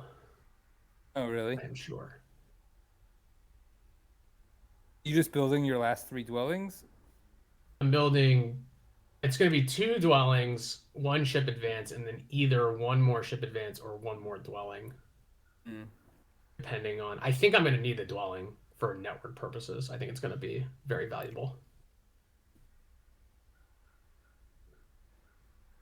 Yeah. And sorry, where? Hopefully- Where'd you build? Where's the 3rd gray? There's not. I would shift. Oh, after you spend your power, you would just shift to like brown or something. It would have to be brown. And build on H3. H3 is really my only option. I actually did, after all my talk about hexes, I actually did a little bit run out of hexes due not to like shifting, but just due to access. Yeah. I actually that last shift at the end of last round actually hurt me a little bit because I wanted to if I had stayed on green, I could have, instead of using my spade on I5, I could have used it on E11 to green, which then would have given me more options of hexes to close out. Oh, interesting. So, most likely, mermaids is going to end with 15. Then shapeshifters, Matt, you think you're going to get to 16, huh? I will at least get to 15, and then 16 we'll see. Yeah, because now I'm in this place where I'm either like, do I just focus on recouping some cult points, and just get a stronghold, or do I like? I mean, I'm gonna do the stronghold, but it's just a matter of like what favors I take, and am I trying to like build another trading post and dwelling or not? Also, I think it actually wouldn't surprise me if mermaids got to 16 here because You have 3 towns coming in. Any towns. Oh, I forgot. And he forced to take econ towns here, right? So right, exactly, because they're a good one. Although now the question for him is going to be: do you build do you build both big buildings and score that, or do you build neither? Right. Because that'll eat a lot of the econ right back. It's a hard question, but like the stronghold itself is worth 9 points, and then the sanctuary is another 5, so that's 13. And worst case scenario, you get 6 points if you right. If he doesn't build his big buildings, then I come in 3rd for the big building stuff. Like I am connected and have both big buildings up with a distance of 3. Oh well, actually no. He's definitely going to build silver. You're definitely going to build both of them because A11 wins you sanctuary stronghold distance. Oh gosh. But does he does win it, doesn't he? Huh? He gets 18. Yeah. Yeah. Oh gosh. Huge. 18 plus 5 plus 5 plus the ship advance. Yeah, his sanctuary he's going to sanctuary for fire 2. Have all his towns. We're just going to continue to gush over Silver's game this whole time. I've been saying it all game. Oh, I love it so much.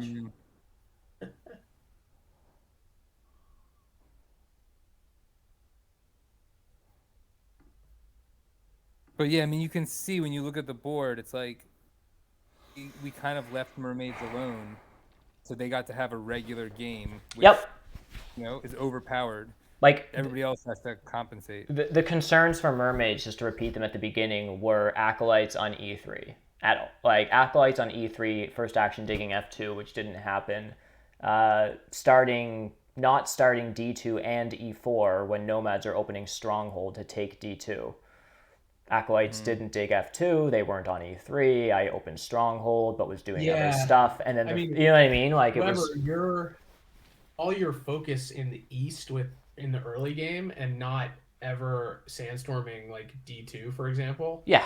Or Yeah. C1. 100%. Like, really helped him. 100%. Yeah, I kind of tried to go at you. Well, I was sort of trying to play my own game and wanted those 4 hexes in a row because I thought that looked cute. But it also at the same time kind of went at you, Matt, a little bit, and then you responded. Like, I picked a fight with you, and then you won. And so but it kind of made like for a lot of weird stuff happening in the East. Yeah. You know, all the activity and light aggression, kind of. Well, yeah, I mean, the Acolytes did open first action dig, which we talked about in the setup. But that first action dig was Gray's coveted E9 hex. In a different place and against right. a different player. Against a different player, yeah. right? Like, E9 is to Gray what F2 is to mermaids, right? Like, it's so yeah.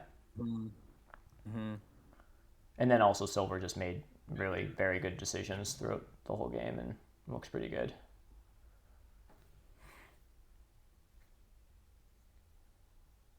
But Matt, you just sorry, go ahead, Silver. I think because I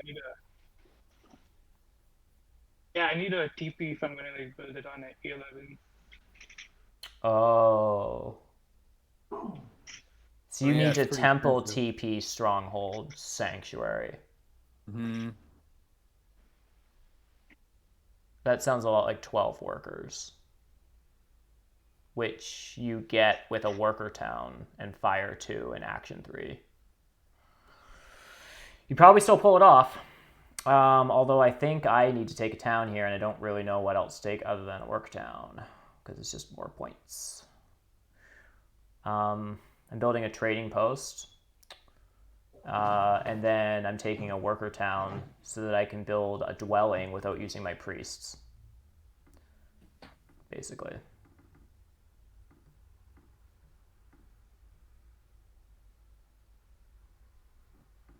Built, oh, nice. And the rest of my game is a dwelling and 3 cult steps to see what I can lock up.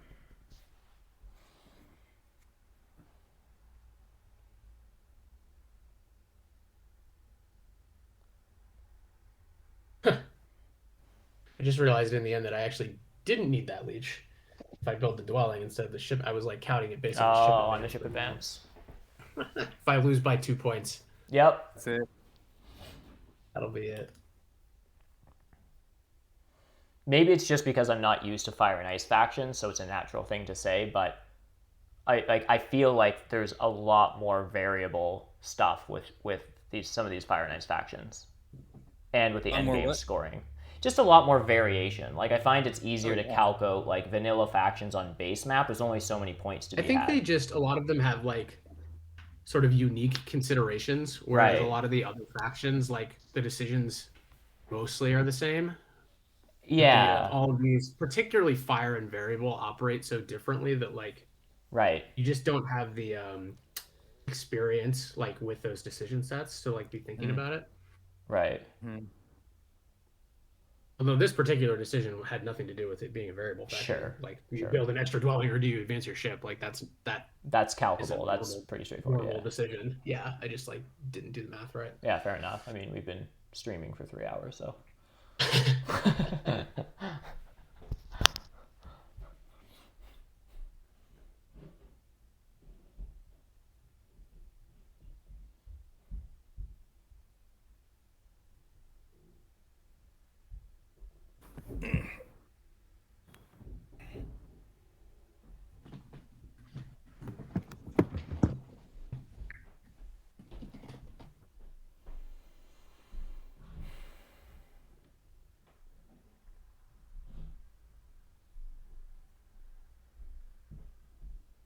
And yep, here it goes. Here comes the onslaught. At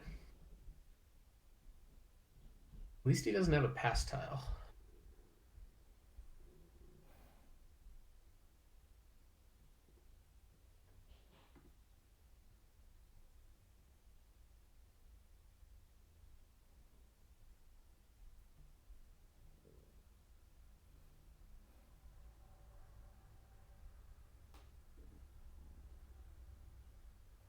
Yeah, no fire 2 pressure this game. Everyone's just building fire it. 2 pressure. Yeah. Yeah. Yeah, I was looking a little bit ago, like in the middle of last round when I realized I was going to form all 3 of my towns in round 5. And I was thinking, was there a line that was better for me to go for 4 somewhere? I didn't really see it. I think it would have been, Where was your space for 4 towns? I Gosh. think it would have been that very southeast corner, Oh, right. but I don't think it would have worked. I think or I don't think it would have been efficient even if I could have pulled it off. Next to me with a free sandstorm. Yeah, I know, scary. Yeah, definitely disruptible. Yeah. The other thing, at one point in the game earlier, I was thinking about when I was still brown. I was thinking about if I could get on H3 from 2 shipping, I could then have shifted to gray and built a sanctuary town G1 H3 I3, which would have given me much more sanctuary stronghold distance. But I just never really got an opportunity to pursue that line. That would have been an interesting one.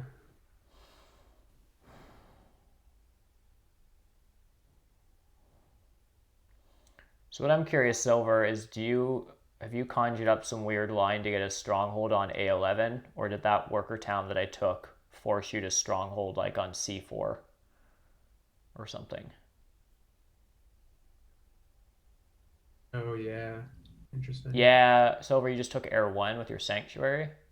Right, so it's a stronghold on C4 and a TP on H2. Right. That's my read here. So that does 1, 2, 3, 4, 5, 6, 7. So that actually puts him tied with me for distance. So he goes from 18 to 9. Right. A little bit painful. Right. Is he going to find another dwelling out of this, though? That would compensate quite a bit. A stronghold trading post dwelling to get to tie. He needs a spade, though. Well, there is single spade. 6, 7, 8, 9, Yeah. 11 coins. I don't know. Max is asking how the stronghold sanctuary distance scoring works. So basically, it's just the distance at the end of the game between your 2 biggest buildings, and they have to be connected. So these structures, Max, aren't connected to my structures in the east. So if my sanctuary was on G7, it wouldn't count.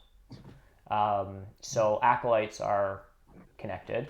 There's strongholds A5, and you can count basically in any direction, but you just go like 1, 2, 3, 4, 5, 6, 7, 8. So like acolytes have 9 distance. You kind of count it like network. You just count the distance between them. Mermaids, if we're correct that they're going on C4, it's 1, 2, 3, 4, 5, 6, 7. And I think Matt says he has 7 as well. And then I have... Mine's also locked in at 7, and yeah. I'm connected, and so I have 3, and so I'm last, and then they split. It's the 18, 12, and 6 points like usual. Yeah.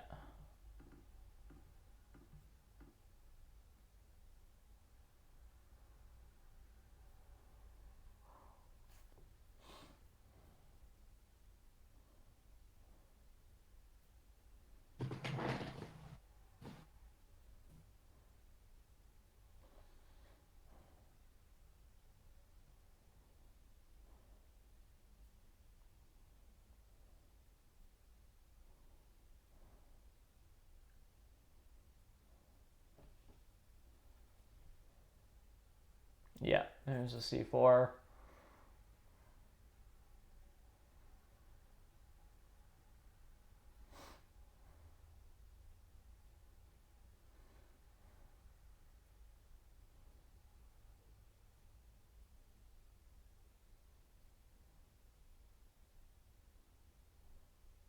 Man, pretty crappy towns left, huh? Yeah, it's a little rough. Yeah. That was the one So thing. the power town for silver is 3 power to a worker, priest to worker, trading post, leaving them with a power and a coin. And probably the Another power town. I guess, or is the coin town just 7 points because of resource might be points? more Oh well, power points. town is They're the going to be same, the right? same. Yeah, it's actually so it's just another power town. So I guess All right, that's so this is definitely a dwelling after all, with 2 people in my range. yeah. You're spending a 7-point ship advance for a 2-point Earth 1 dwelling and network swing. And Yeah, but it's at good. least 6 points on network, if not more. Yeah. Easily. Right. Oh, because that's the network win outright. Well, whether it's a win or a tie, it still is It's relative. the same thing. It's still points, right? Yeah, the points count either way. So yeah, shapeshifters are usually very competitive on network, as you might imagine. Their ability to spam out dwellings at the end, like obviously wasn't the case this game, but like round 6 dwelling scoring is great for them in general.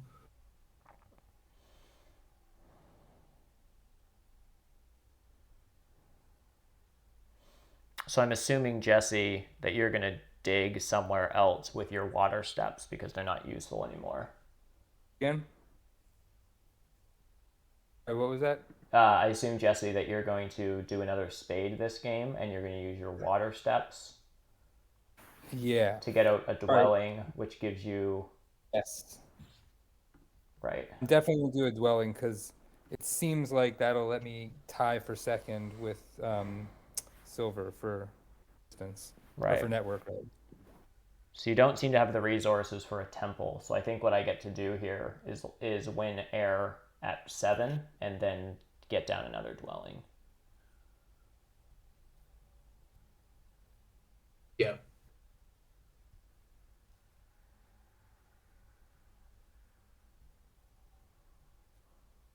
Silver's 1 worker short of being able to get another dwelling down. Oh. Or Wait. or 1, like he's 1 if he could get to I-10, but he can't quite reach it. Right, because he has the power for the single spade. It's just a worker. Actually, if he had put the landscape 1 river thing south, Yeah. Oh no. True. Oh. he would have been able to do it. Wow, that's really true. Oh gosh. Not sure if it'll matter, but Wait, then you could just have built a dwelling naturally with no single spade. You just build an On I-10. I-10. On I-10, yeah. That's crazy. Can you hear me now? Yeah, we can hear you. Yeah. Yeah, so even if I put the landscape down next to D5, I still need a range of 6 then to reach I-10. No, isn't it? Do you just skip the water hexes, or do you have to skip water hexes not from the landscape? Like the landscape itself, if it was between D5 and C4. I think so. Bordering. If it works that way, then that is 5. But I don't know if it works that I way. actually don't. Why don't I know that?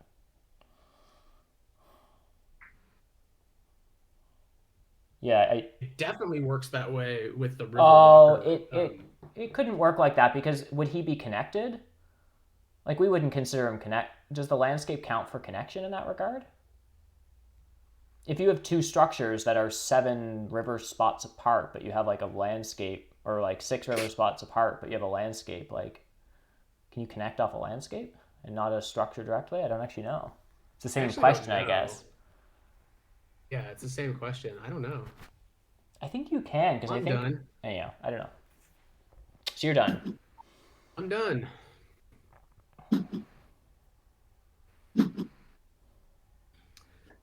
The fact that I'm going to get nipped on a lot of these cults is annoying. I thought I was going to do better there. So Jesse has nothing better to do than to send 2 priests to air. Yeah. The tie for second place on the Sanctuary Stronghold is an unexpected boost. Someone's got their sound on. Couldn't mind toggling it off if you could. Yeah, it was me. All right, no worries. And so Silver, this is just a pass? Yeah. It's got to be a pass. Just a pass for... And then you have 2 points. Yeah. 2 resource points with your cult is 130. plus network and fire and ice scoring.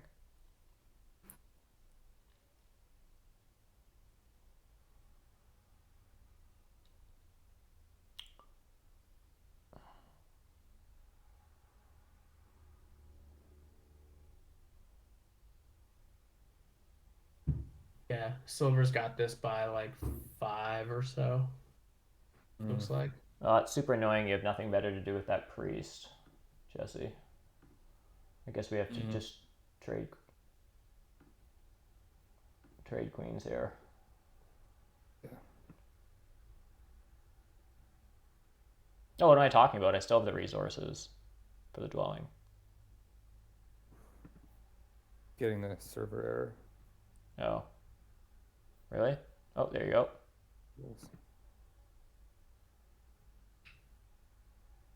Weber, Wait. if you sandstorm D1 and put your landscape down, you can build on B1. Jesse, how did you get 2 steps in the Cult of Air? Because I have Stronghold, which gives me 2 steps instead of just 1. Oh, okay.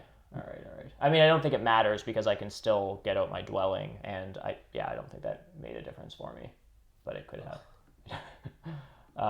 Yeah, so I'm just gonna dig down another dwelling.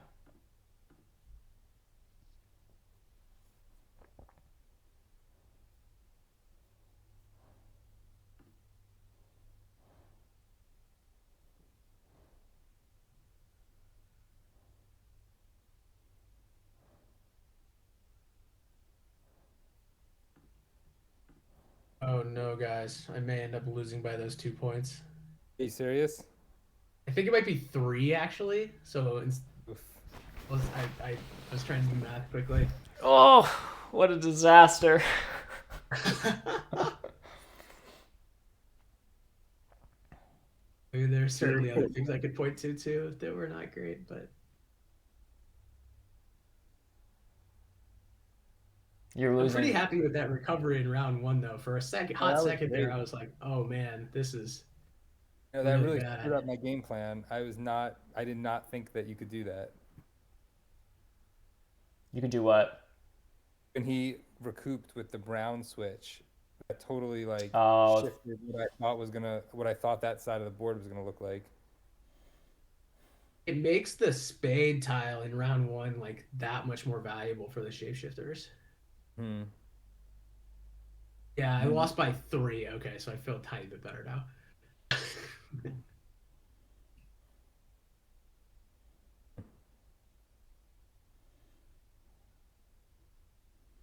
Okay, so I'm not coming in 4th by miles. I know that's a low bar, not coming in 4th by miles, but Yeah. I mean, that's a pretty huge point margin from top to bottom here. Yikes. That is 26 points you got me by, Silver. Oof. Pretty low scoring game for Fire and Ice factions. Yeah. 150 is sort of like decent, but a good game can be in the 160s or 170s. Man, our thinking time was outrageous there. This is one of the longest ones I've had in a while. This is hilarious. Do you guys just really want to do before we wrap up, just like a quick breakdown of the points and power actions and all that kind of stuff? Silver did get 3 coins actions, and then the rest of us got 1. Yeah. Yeah. So, I mean, so yeah. basically like a pretty like average, well played Mermaids 1. Because if you think about it, like you subtract the 9 points from the Fire and Ice endgame scoring, and it's basically like 144 point Mermaids game. It was with 30, and started with 30 VP. So it was like it's actually not like a super high scoring Mermaids game, but no one messed with them, and everybody else was just like that much less impressive. Yeah, I think one way this game blows up even more for Silver is slightly better town tempo to get higher VP towns and or squeak out the stronghold on A11 kind of stuff, but like ending up with a ship town and 2 power towns. So it's like you had to take high econ towns, but they weren't the right kind of econ in order to like eke out the extra structure on A11 kind of stuff. I don't know Yeah. what you do differently in order to make that happen, but like Actually, yeah. for a while Matt, there, you I know was what I seeing a would- path for Silver to have like 3 high VP towns and a stronghold on A11 Mm. and just have the entire world, and then but yeah. And yeah, sorry, who did I cut off? Yeah. Okay. No, it's okay. You're cutting in and out for me, so sometimes I don't hear when you're still talking. Okay, I'm all done. But Matt, I'm curious. You had thought about beating me to the two cult step or the 2 key towns. I feel like you could have in one of those like round 3 or so. It was If you round had done that 4. in hindsight, it might have really helped you out on the cult scoring. Oh, I definitely wanted it. It was round 4, and the move, if I remember correctly, would have been take it instead of water 1. I And see. I don't think that trade-off would have like it would have been really No. helpful, but I don't think it would have been worth not having water 1. You know, it might have because you could still get air 1. True. I mean, True. you're looking at potentially beating yellow on all 4 cult steps. So that could have been like 10 or 12 points right there. Yeah. I don't know. Yeah, maybe. Hard to tell. I did get 15 out of water 1, I think. But yeah. Yeah, it's hard to say. Hard to say. I did switch to a bit more of a culty game at the end just to try to take what points I thought were available, but yeah, I think you getting cut off on network ended up like I definitely thought I was gonna get more cult points than I did. Like not winning any. I win even 1 cult, then I win the game. At least based on the final scores. Obviously, there's trade-offs, but you know what's funny though is that like with the difference between the 3-point difference, if you take away my 2-point blunder, it's a 1-point difference. And I remember all the way back in the auction saying, I think shapeshifters are actually a 30 faction here, and they went for 29, I think. Yeah, so and mermaids went for 30. And so if you flip those two, all of a sudden it's like a 1-point shapeshifter win. Right. Shows how close the margins are on those things. True. Very true. Yeah, What really did I interesting. do? 11 points. I still was short though, because I'm 11 points from the beginning only puts me at 144. How do things go better for acolytes? Were acolytes how do we bid acolytes down quite a bit? Yeah, I was even bidding on them, not knowing what I was doing. But like, was there something in particular that went wrong for acolytes, or like no neighbors and leech and stuff in the north for a while? No neighbors seemed really rough. No neighbors hurt. I also think I didn't really score a lot of round points in the first couple rounds, and I didn't get a lot of good scoring bonuses throughout. I only had a couple. Like, it wasn't like an efficient scoring game for me. Right. But fair enough. Also, I think that I think part of what makes acolytes so strong is the disruption factor. And I think what happened here is because Matt had a good out, nomads got disrupted by my initial move. Yes. But otherwise, I never got a chance to disrupt mermaids. Right. And Matt's save at that point allowed him to build away from me, so then I no longer had a chance to disrupt him any further. Right. So I do think that part of what makes acolytes strong is disruption. Being able to screw up other people's lines and then forcing them into inefficient overcompensations here or there. So you didn't disrupt people, and probably the most disrupted faction this game was nomads opening with a stronghold, which is absurd, right? Like like in a sense, I put myself in a corner from sort of making some awkward plays, and yeah, it's just somewhat ironic that of all the factions, nomads opening with a stronghold were the ones that kind of got pummeled the most. Yeah. So in hindsight, when you look at the board, had I started, if I had started where we initially talked, if I bookended sort of like nomads, if I did the 2 sides instead of the middle one, I might have. You mean E3, D4? Yeah, sorry, D3. Yeah. D4 and E3, like below the red below my stronghold. If I did the E3, Yep. sorry, E3, and then where I started, on the other side, Yep. might have allowed me to disrupt mermaids and nomads in a way where I could have let shapeshifters off the hook. Then shapeshifters might end up being overpowered. I don't know. Who knows? Well, it would be interesting because you would have to disrupt mermaids or you don't connect really, unless you do some crazy southern shipping shenanigans or something wild. But like your path to connection, as far as I understand, is just mermaid disruption on E4, E5. Something like that. Yeah. Interesting.